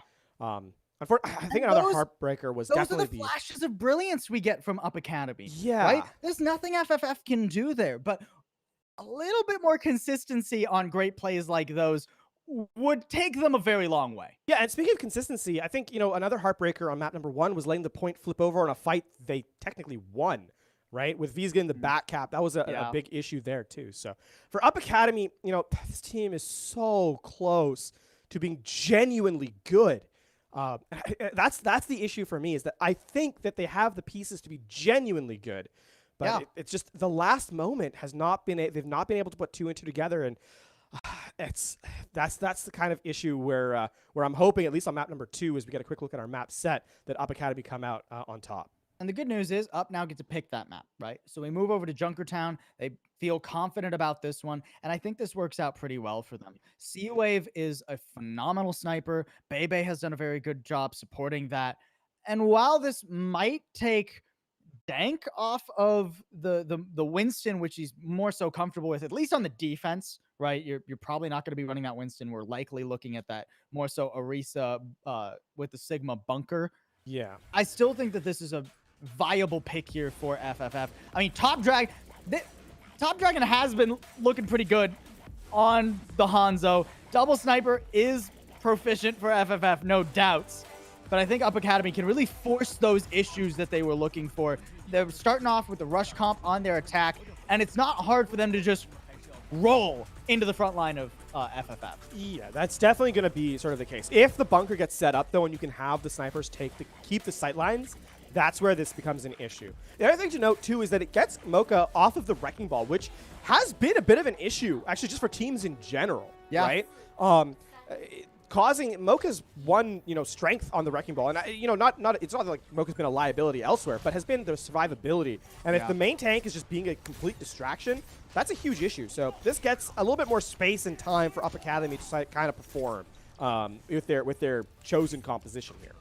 And because of their chosen composition, there's a time limit on the picks that Top Dragon and V's are looking for, because if they don't get a pick before Up Academy get close enough to these corners to where they can just hit the speed boost, rush around a corner, and overwhelm a backline, then we've got a problem, right?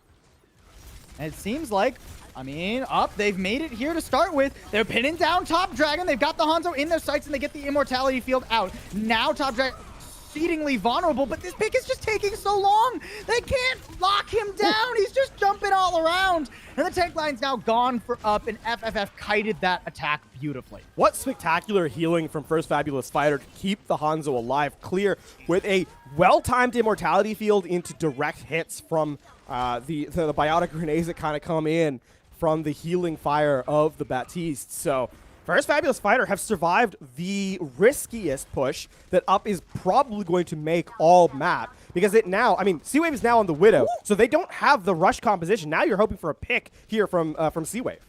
Oh, spotted BLX. And look, Bebe's back there too. That's more pressure that you have to worry about. Finishes it off, but V's not letting C-Wave get away from that. Doesn't have the ideal angle, though, with the composition, or the fight that's being taken underneath V's right now. Riven's out in the open and has too, so gonna be taken down. Beautiful work there from Up Academy, immediately adjusting their composition and making it work. Fight's not quite over yet, though. Yeah, they actually can't kill Mocha. Mocha's pretty tanky. Okay, eventually they get him. All right, all right. I mean, this is sort of a stalemate, though, because the cart's going to move forward, but there's still going to be a recontest available for our first Fabulous Fighter. And I mean, you've got... and Mocha's, yeah, making the switch now, so they're not going to wait for the Orisa to come back. They have to get down and contest, though. I mean, Mocha's Riven there. has to just drop. The Amplification Matrix makes things threatening for Up, and they immediately lose Bins, who goes up into the high ground to try and contest that Widowmaker. Top Dragon, come on! I know he's a slippery little frog, but you got to get something. All right, the rest, these ain't having the same kind of problems. Just easily taking it down one by one, uncontested on that high ground. And Mocha is... I mean, that was a really good read by First Fabulous Fighter. That stalemate was a bit rough because it meant that neither team could really jostle for position. And with Mocha making the decision to get to the Wrecking Ball to commit to the fight, First Fabulous Fighter knew they had the go button. Up Academy was stuck waiting to see if First Fabulous Fighter were going to make the re-entry. And unfortunately, the timing was just not there for them. So Bomber's EMP is going to be available. Baby is going to have to be pretty big with it. They do start off good. That's a nice pick right there. Yeah. BLX going down. You don't have to worry about the transcendence of all things. Bins does lose that mech once again. Just dancing around. Ooh, melee. Top Dragon not having any of it. Didn't want to risk the call mech. Things still going pretty well for Up Academy, though. V's hasn't been able to have the same kind of impact on that fight as previous ones, and Up will just walk the payload in. Yeah, so, and critically, you didn't actually have to use that much, right? It was basically just the self-destruct and in for sight that was just used just then from C-Wave as he switches over to the Tracer. So, swaps coming on from both sides as V's is going to go back to the spawn as well. And we're seeing... Oh, poor BLX. Oh, and that's the hack, too, onto Mocha. That's some nice time stalled off the clock. This is going to be good progress for Up Academy before fights take. Yeah, Up Academy's not going to be able to take a fight here on the first half of the stage at all, actually. It's going to the first fight's going to happen when the cart's about halfway through point B. First Fabulous Fighter, though, going back to that, you know, familiar composition that we expect to see from them, right? They're going to see the Wrecking Ball, the Sigma, and the mobility characters here from Tracer and Echo. So back, as we said, a highlight to those stylistic differences that these teams are showing. EMP comes out, catches 4 very vulnerable members, too. Coalescence looking to finish them off, and that's a beautiful fight for FFF. Immortality Field and Transcendence both committed to try and keep FFF around, but once those expire, there's not much footing left. D-Wave get taken down by BLX, though. It's not enough, though. I mean, BLX can come out here and contest. There's a couple healers. They can maybe make something happen. BLX gets another, but yeah, the cart easily makes that second checkpoint. Unfortunately, the tanks just weren't there to stall the objective out, so despite the superior eliminations, Up Academy will roll it into second, but I mean, this is now going to be an inverse of the second point where you're committing... Oh, big shatter. Ooh, nice Earth Shatter, too. I mean, that's just a momentum keeper for Up Academy. They get to just snowball this now effectively. It's still the inverse of the start of second point, though, because unlike second point, where ultimates did not have to be committed, they did, they had to be used there to continue the fight, as Up Academy was starting to lose players. So it means that First Fabulous Fighter will get a real first contest here on the first third of the objective. And ooh, good hack. Beautiful hack there. Top Dragon just has to get the heck out of dodge, and that means FFF, they can't really contest as quickly as they were hoping for. Critic Flux coming out now, but a sound barrier to counteract it makes it difficult to follow up on, and Top Dragon not getting much out of that duplicate either. Self-destruct deep into the back line. Clear goes down. Beautiful shot there from Bins. And with the Coalescence, I mean, this just keeps moving forward. Up Academy, it's been slow, but it's been steady, and they're looking to win this race. See, Mocha so very weak. This is going to be a tough place to be now, yeah, because this has to be a soft reset from First Fabulous Fighter to keep their members alive. Up Academy have the EMP as well to try and close out this round as C-Wave gets in the flank. Ooh, nearly found that elimination onto Riven, but not quite. The shield denying that at the last moment. EMP coming out, hits Top Dragon and V's. Top Dragon immediately going down. This has become so scrappy. I mean, Up Academy have just caused absolute chaos here. Oh, if only that was a true 1v1, I think C-Wave would have had it, but V's getting help at the last second there. Now it's starting to feel like Up Academy have finally been stalled out. And, I mean, now this is... Oh, no. The stall onto the pilot defense. They don't even let Bins get the chance at a call mech elimination as they take him out. So first Fabulous Fighter, now they stabilize with a minute 20 left, and they have the resources, Top Dragon farming up to the duplicate. They have the ability to zone out now, right? How much utility they have, the Minefield, the Gravitic Flux, and the Deadeye, all to keep space here on the defensive end, and then we'll be able to have the Nano Boost just to provide that punching power to try and get those eliminations. Up Academy realistically have to go with a rush with the Coalescence here, because that's their one win condition. Deadeye up on the high ground, just zoning FFF away, trying to split them up so you can rush onto weak, isolated members. Clear in the hot seat. She goes down. Seawave finishes that one off, but it costs them Dank.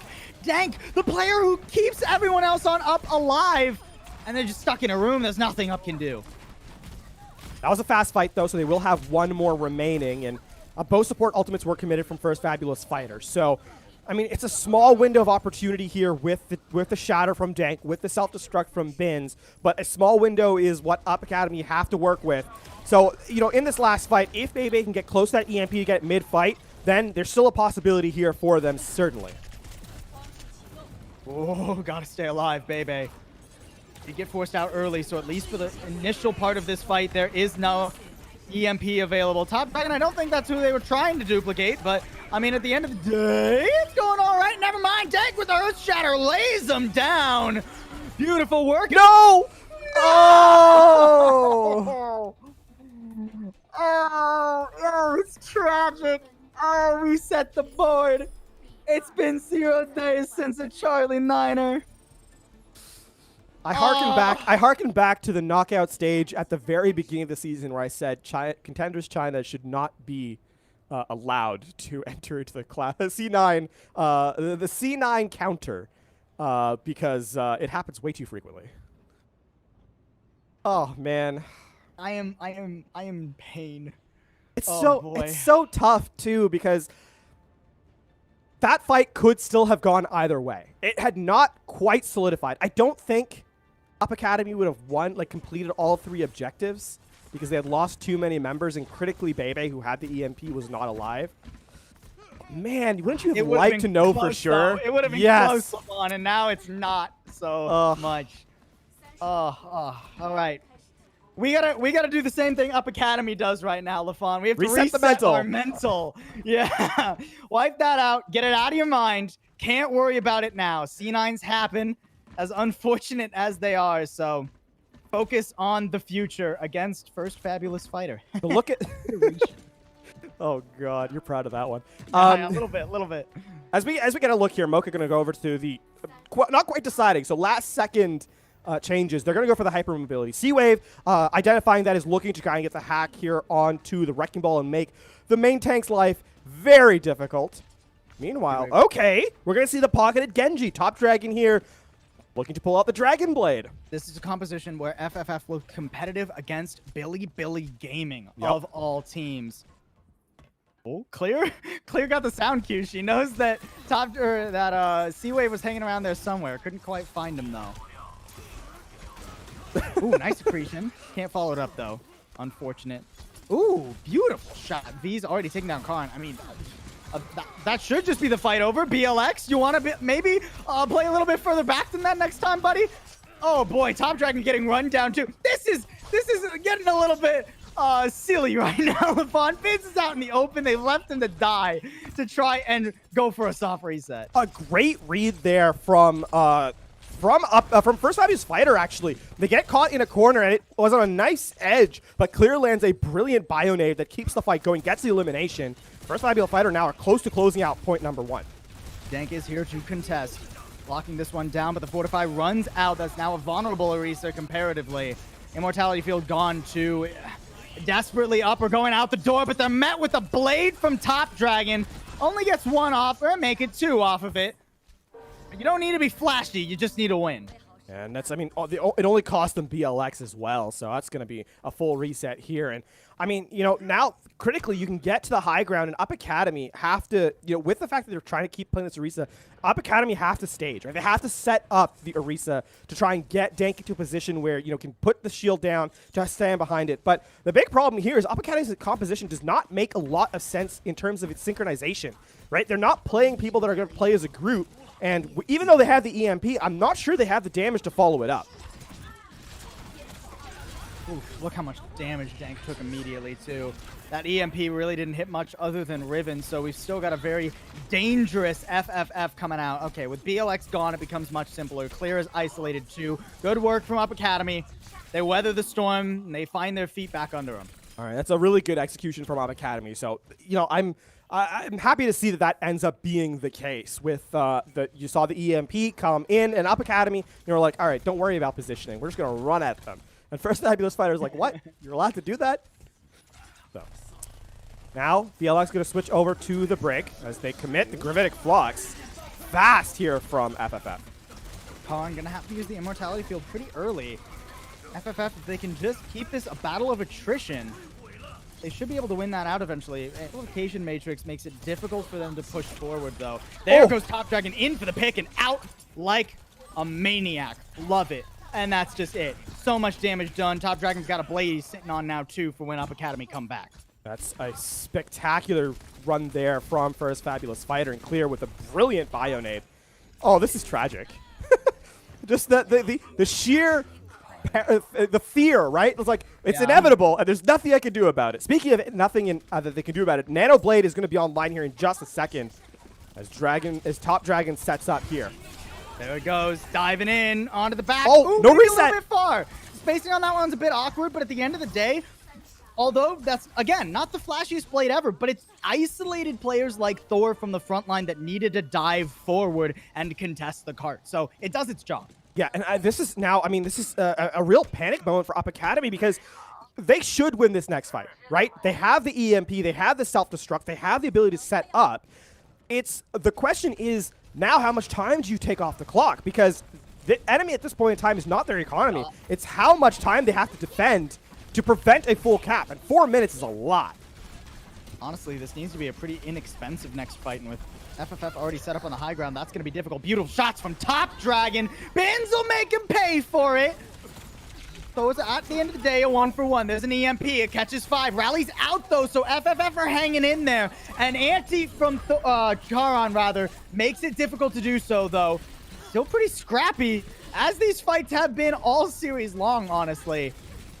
But FFF, they're going to keep trudging forward, LaFon. That is as disastrous a fight as it could possibly be. Up Academy committed their real win condition to EMP and did not win the fight. And First Fabulous Fighter used almost nothing, right? Just the support ultimates there. And now, I mean, we're heading into the last fight of the map, and you've got the Death Blossom, you've got the Supercharger, and you've got the Gravitic Flux. Up Academy just need to win out straight with this rally.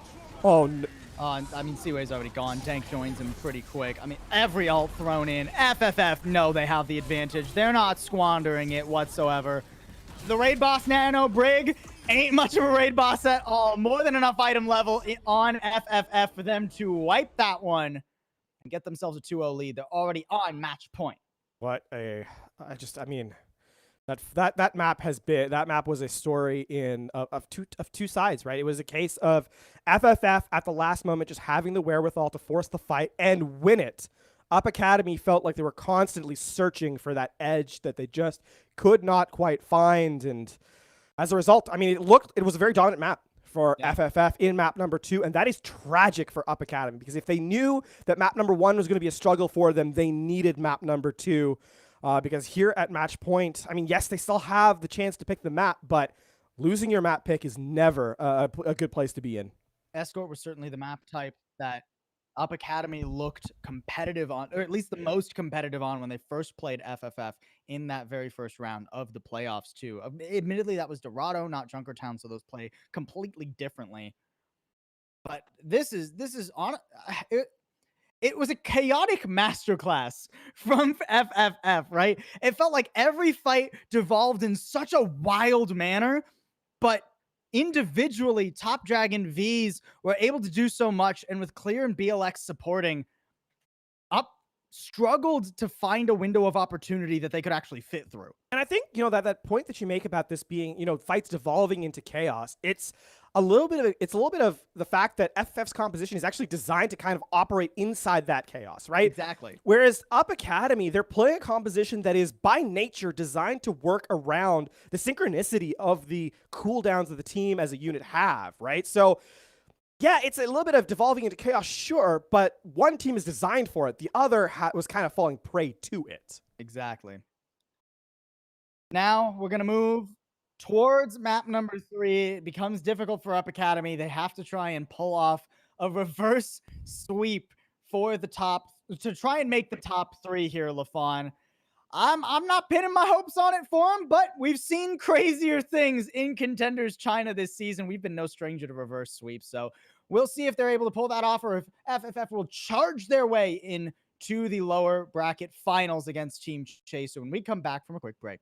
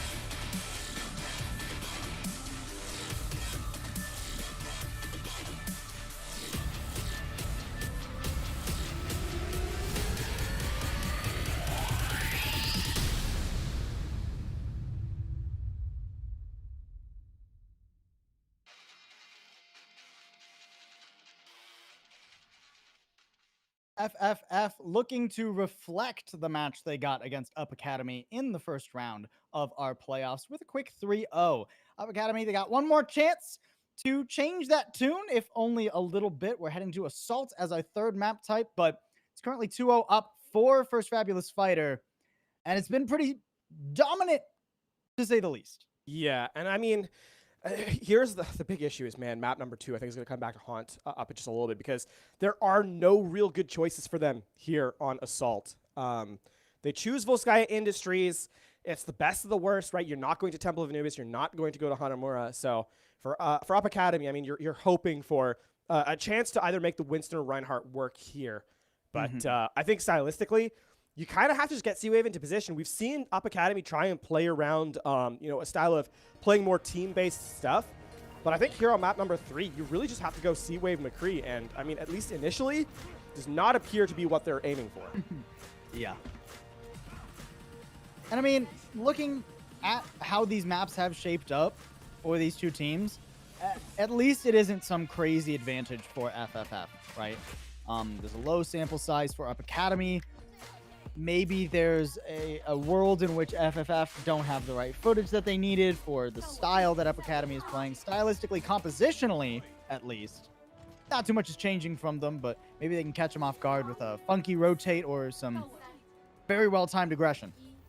Yeah, we're going to see, I mean, it's going to be the Rush, right? The Rhine-based Rush composition here as we see the Reaper come in as well. Question really hasn't been, that first fight, man, needs to be so good. Top Dragon is already over top doing so much work.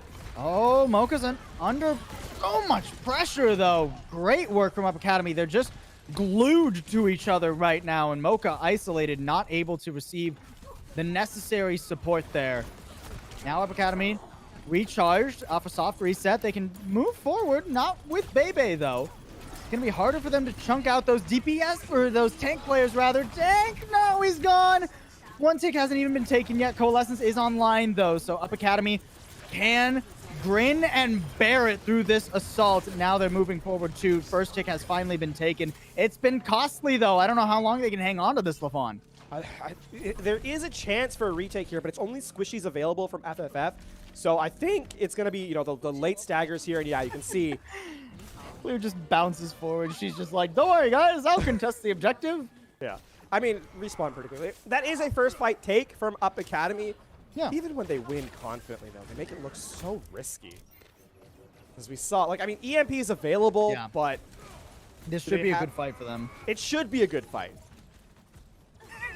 You sounded so hesitant, Levon. All right, V's. I mean, there's no shortage of things for FFF either, right? They're coming up to 4 ultimates here, several of which are very impactful. There's an EMP that doesn't really do squat. I'll be honest, it just keeps a couple players back for a moment. At least Up could get onto the objective, but you got to worry about this Deadeye and everything else thrown straight at Up Academy. At least they trade 1 ult for 3. But they ain't getting a tick out of that one. Yeah, it's a case of, I think when it comes down to it, right, there's an element of the mathematics of Overwatch that is ultimate based, right? You have to say, okay, do we trade resources? And if so, how does that kind of work out? When it comes to Up Academy, though, that's not really the math I'm doing because I have to weight everything that they use a little bit less than their opposition. So yes, it was 1 for 3, but look how quickly First Fabulous Fighter is bringing up to the minefield, which has gotten a ton of value, or the rally. At least the hack is here to deny Mocha any opportunity. Coalescence trying to give Up Academy the energy to get onto the objective, and with Mocha gone, there's a window for them to get some progress. Riven has to be the one to contest now, and hack is going to be difficult to do so safely. Nice ult too. Pin didn't quite finish off BLX though. That rally's still going to be ticking up armor. FFF are on the objective. It's rough for them to finish this off, especially against that self-destruct, but V's charging forward. He hardly misses a shot on C-Wave. Gets that Sombra out of there. A stun to lock down Charon, and it's only 1 tick for Up Academy. The tragedy of Reinhardt on full display there. Dank with a phenomenal shatter. And then the pin just bounces the Brigitte away instead of, taking them in and getting the elimination. And that, obviously, with the rally armor, meant that in the later stage of the fight, BLX became a real threat. So luck is certainly not on Up Academy's side, at least so far. Here's the EMP again. C-Wave setting up, looking for the hack. And Well-timed EMP catches 5. Nano not going to be out for clear. She's just completely decimated, as is her support duo. This has gone well for Up Academy, but they need to get rid of these tanky players on the objective to finish this up. One by one, FFF are going in now. Up Academy have finally managed to get a hold of the objective. Nano coming in, but no! FFF, I'm not calling that a C9. No, that's not. Put it, chat. I can see it right now. Just stop it. I'm not calling it a C9. All right. No, it's just a good job by Up Academy to keep FFF from contesting. That was yes. A lot of boops. Obviously, they have to walk through the Reaper's ultimate as well. The Death Blossom putting so much damage in the forefront, so half locked down by that, the other half locked out by Thor and the Bins respectively with the knockback effects. So yeah, no, just a good play from Up Academy there. And it starts off with C-Wave hitting a massive EMP, no defensive utility from First Fabulous Fighter, and I think for the first time all series, that was a well-established win condition from Up Academy that they committed to and actually got through perfectly. There was no trades. There was no, players getting lost in the sauce, so to speak. That was just really good for Up Academy to close out the points. Certainly. And more critically, 3 minutes, 9 seconds, that's a really good time bank. Yeah, very solid. They got that first point without any issues. And then, I mean, they couldn't quite snowball it, but they only took, what, 2 minutes from there to get the second objective? Yeah. That is the kind of... that's the kind of consistency we need from Up, right? Consistency is what we've been asking for them throughout the playoffs thus far.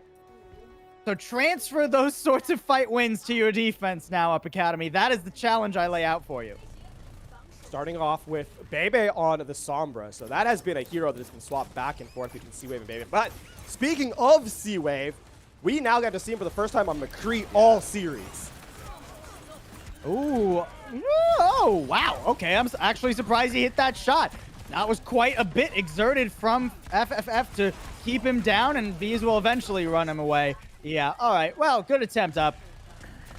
It's not going to work out that well, though. I mean, it's still like, what is it, a 2-on-3? It's still possible something is doable here as Dank is sitting up on the high ground. Look, LaFon, as the leading expert in things that are possible, plausible, or my name, I'm not calling it this fight any of those three, right? It seems that Up are considering contesting again. Oh, no, they don't have time. All right, they're going for it. C-Wave's on the objective. At least they can get a contest available, albeit barely. Top Dragon can't quite decide what target he wants to go for. C-Wave doesn't have that issue at all. Clear is gone. Beautiful work there from Up Academy. And they actually... Okay, well, I guess I'm not the leading expert in anything anymore. LaFon, they got it.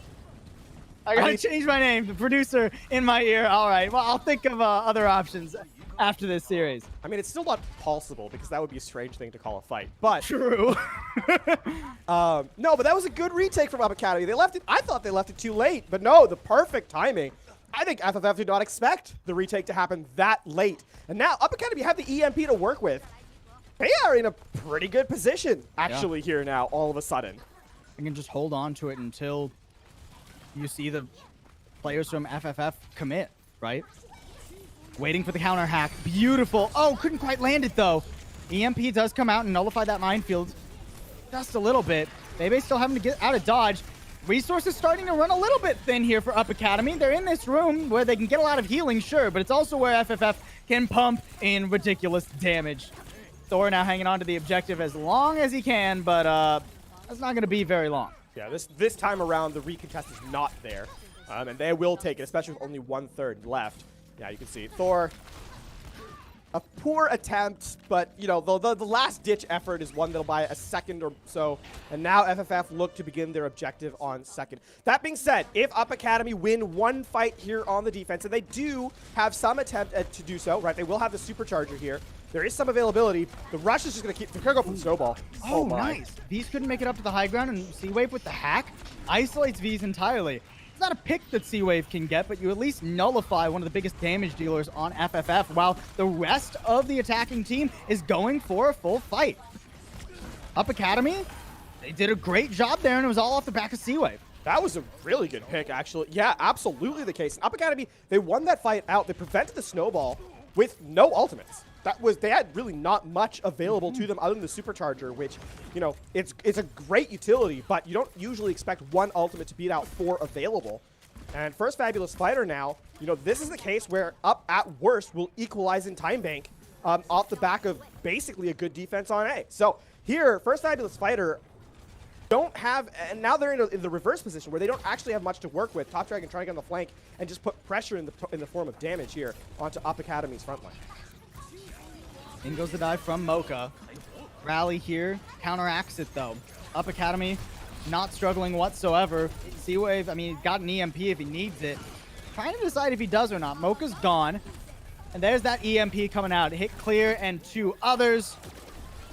Up Academy, they're feeling very comfortable all of a sudden. FFF are struggling to actually make their way into this objective. In the midst of that chaos, FFF did actually get 1/3 of the objective, which is, I believe, why C-Wave committed the EMP.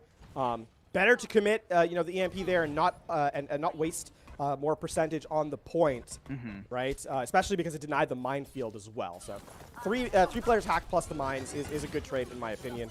As I mean, time bank advantage now is in Up's hands, and if they win one more fight, all of a sudden they're looking at denying First Fabulous Fighter any re-attack on this point at all, or on this map at all, with a real chance to close it out. V's so weak. FFF still want their 3-0, keep in mind. They don't want to let this go to a 4th map because that is an uncontained variable that they don't really want to have to deal with if they don't have to. Oh, well, there goes V's. I mean, 14 health, yeah, there's no way. Even with a Wraith form, you're getting out of that one. And with V's gone so soon, Death Blossom going with him, Up Academy just going to walk this out. Yeah, good read. Bebe is going to go down, but, I mean, it doesn't really matter because the fight's already over. Yeah. And, you know, now, I mean, the critical thing here, V's going to make a switch, doesn't even get to use the Death Blossom. Up Academy have not been using that much to win these fights. Like, now down to a minute 40, and Up Academy has basically everything. Ooh. That's a good trade for C-Wave, though, because that just stalls more time for FFF, right? Yes. And the respawn time are obviously closer for, or the respawn position closer for Up Academy than it is for First Fabulous Fighter. So, yeah. I mean, now you're looking at the last minute of play here on this objective, and at worst, Up Academy here is now playing to try and draw the clock down to 0 minutes, right? So, with 6 ultimates, they should be able to deny First Fabulous Fighter any objective time here. And if Up can get it down to 0 seconds left, they at least extend this series by another map.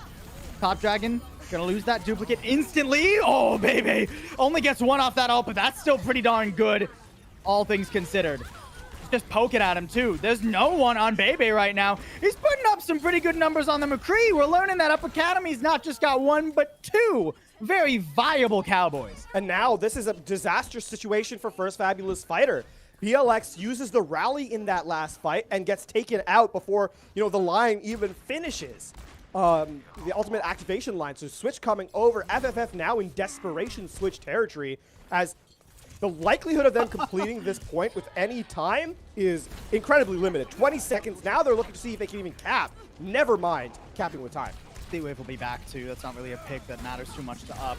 Top Dragon going in, trying to isolate Thor. At least moves the rally far back from the tanks, but can't actually get an elimination. And now is in a very bad position. Oh, that's Top Dragon gone. That's your pick potential out the window. In goes Mocha desperately, but again, nobody can deal with Bebe up here. V's will shut down C-Wave. Now a grab up on top. No one can follow it up, though.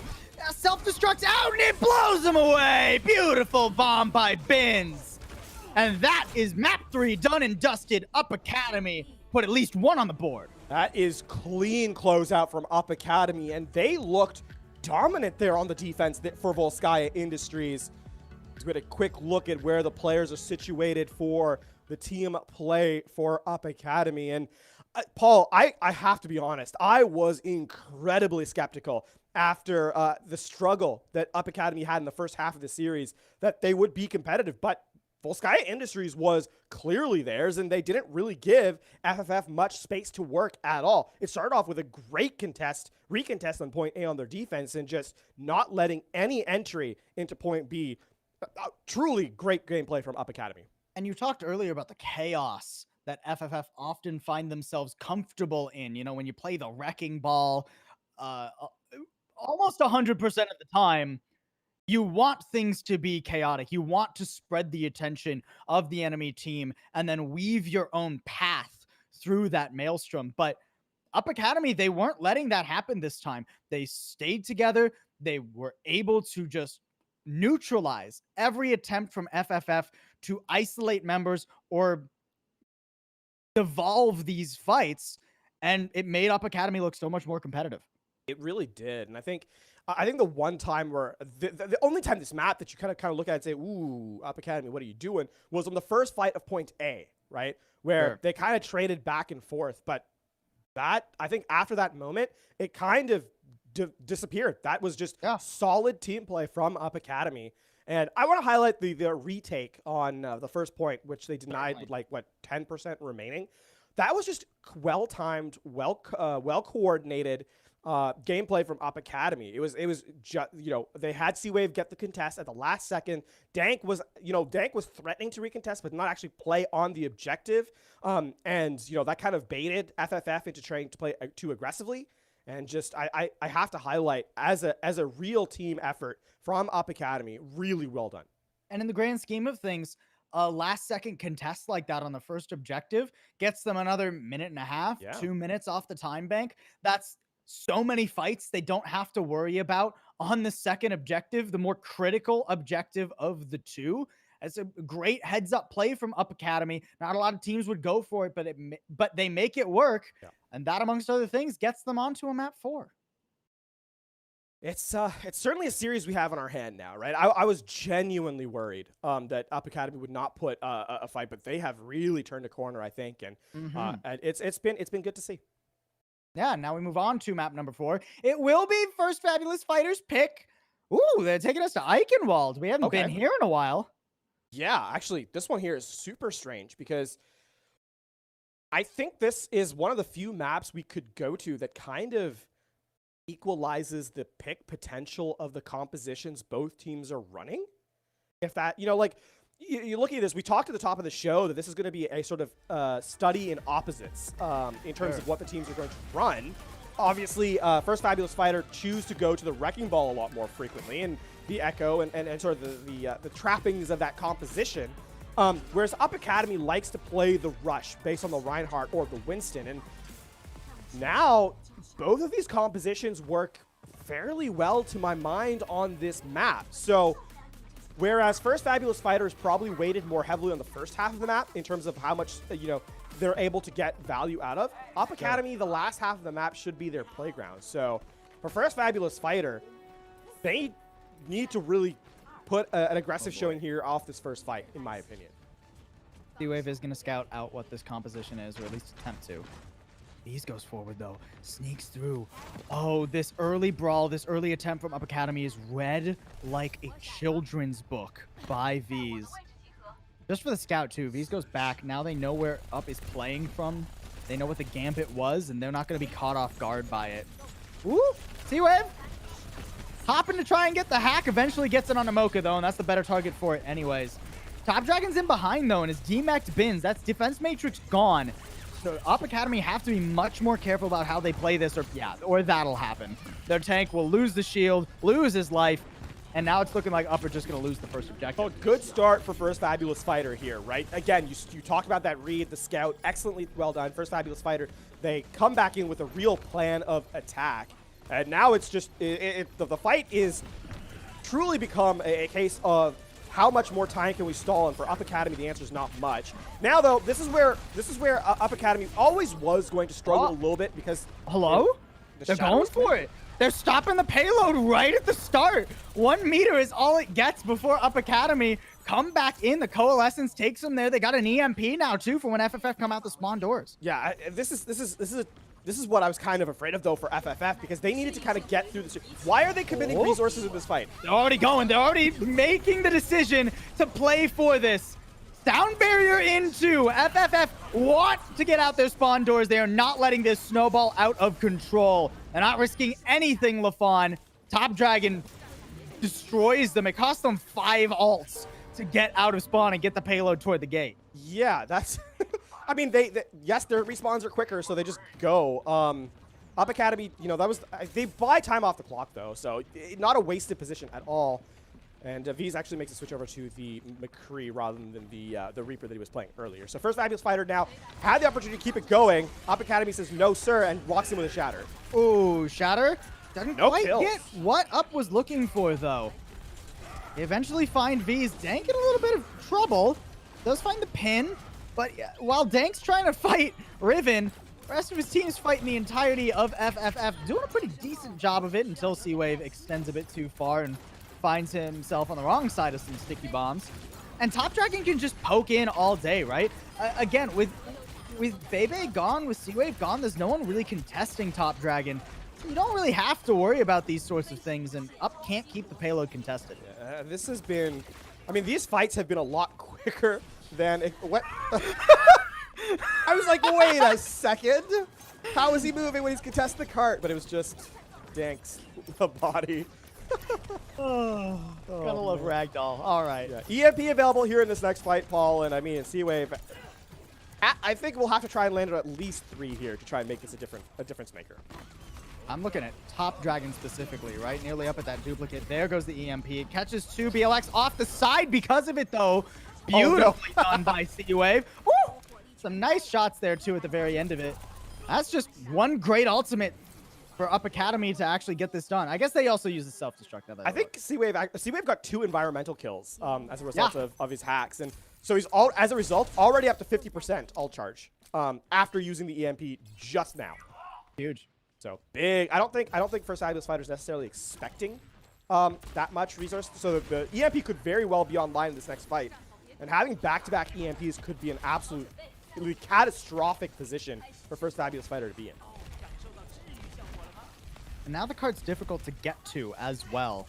Up Academy have a beautiful spot. Oh, look, they're going all the way up. Oh, please don't. Please get back to the objective in time. All right, Up's here. We're not worried about it. Clear's gone, and that's a great start for Up Academy, too. Need to keep it going. Top Dragon with the self-destruct. Calm Mac nearly gets him. That second self-destruct. Oh, my word. What are you going to do when there's just explosions left, right, and center? The answer is die and give FFF the entry into third. The pressure on Dank meant that Dank had to rotate his shield, so Thor died to the self-destruct. That's unfortunate, but really well played by First Fabulous Fighter. That being said, this is now a place where Up Academy should have the advantage because they have more corridors to work with. There's less angles for Mocha to enter from, and so flank should not be so much of a threat here as Mocha comes in for the power driver on this next fight.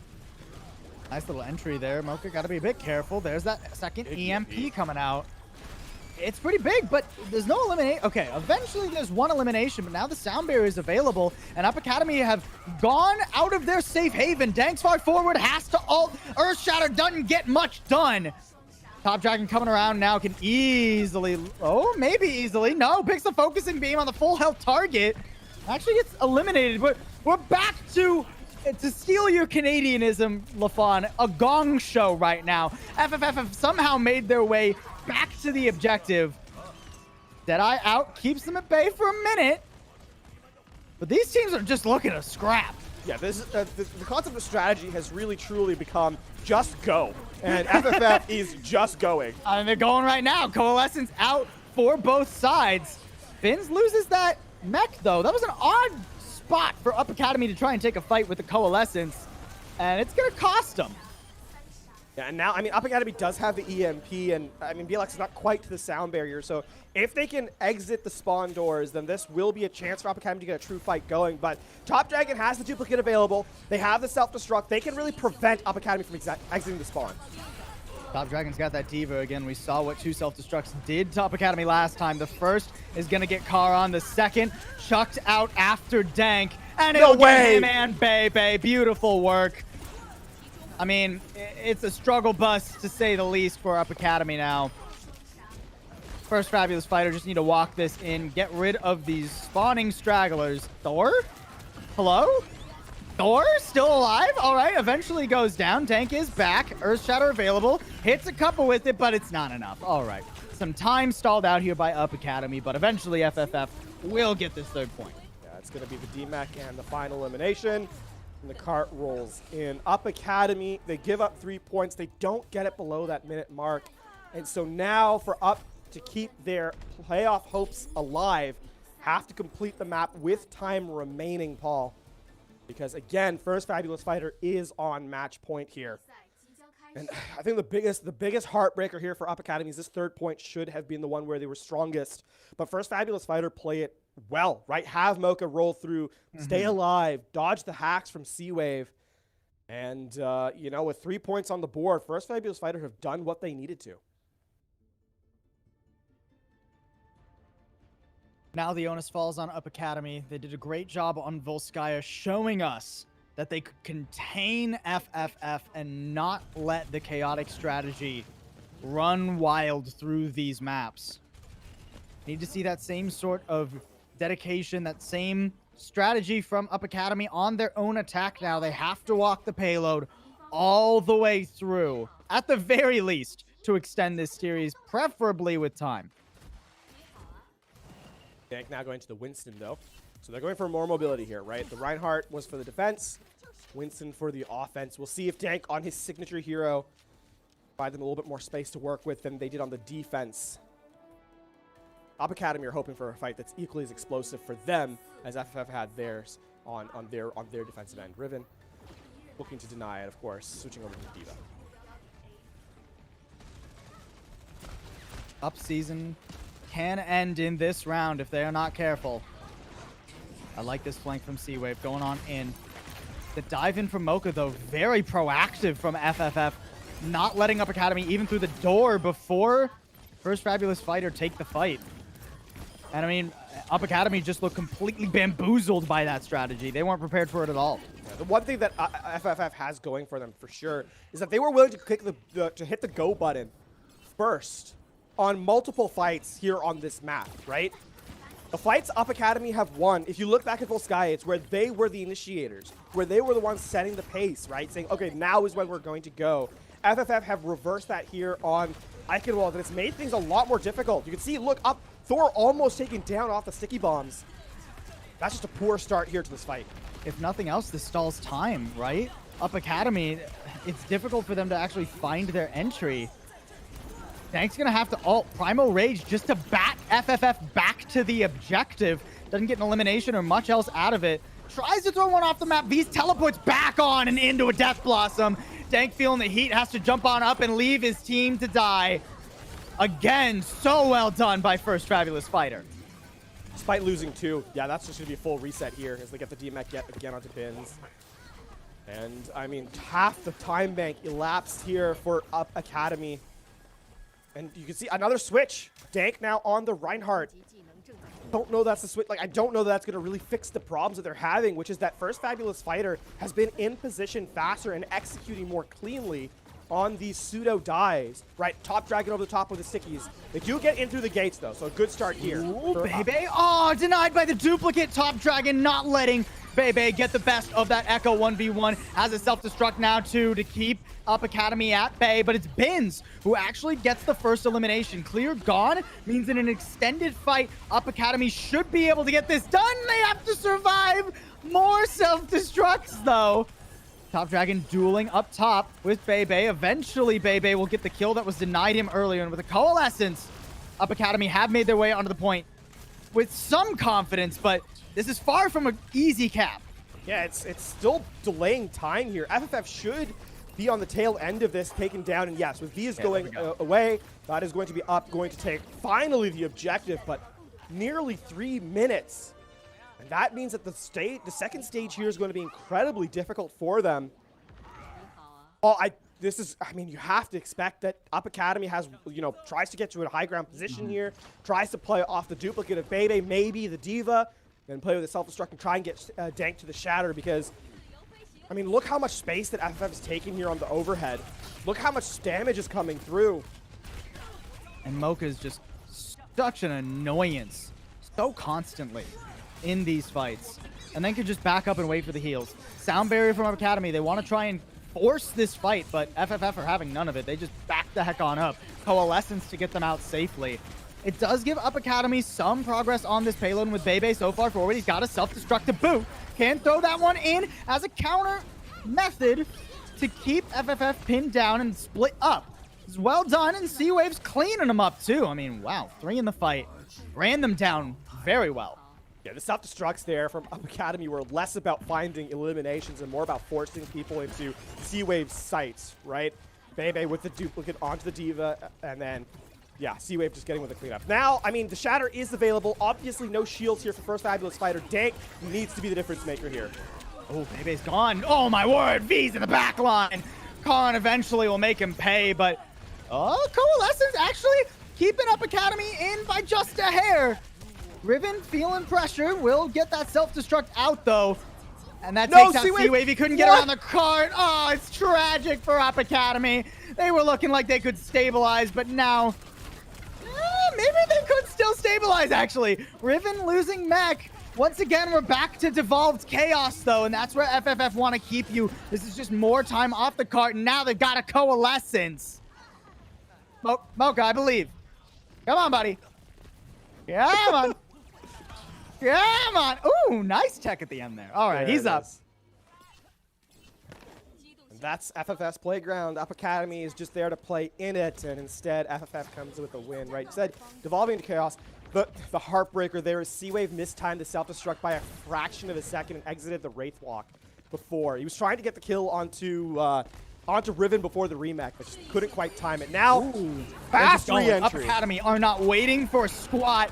Earthshatter, though, off the duplicate from Top Dragon. C-Wave is shut down in the middle of his Death Blossom. Top Dragon is going to get pressured out by that ult from Charon.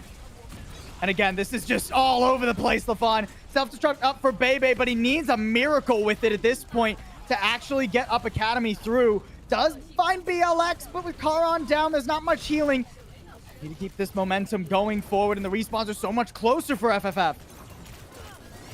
Oh, and Baby does not get the kill onto Mocha, so that is going to mean that the respawns have time now to get back in.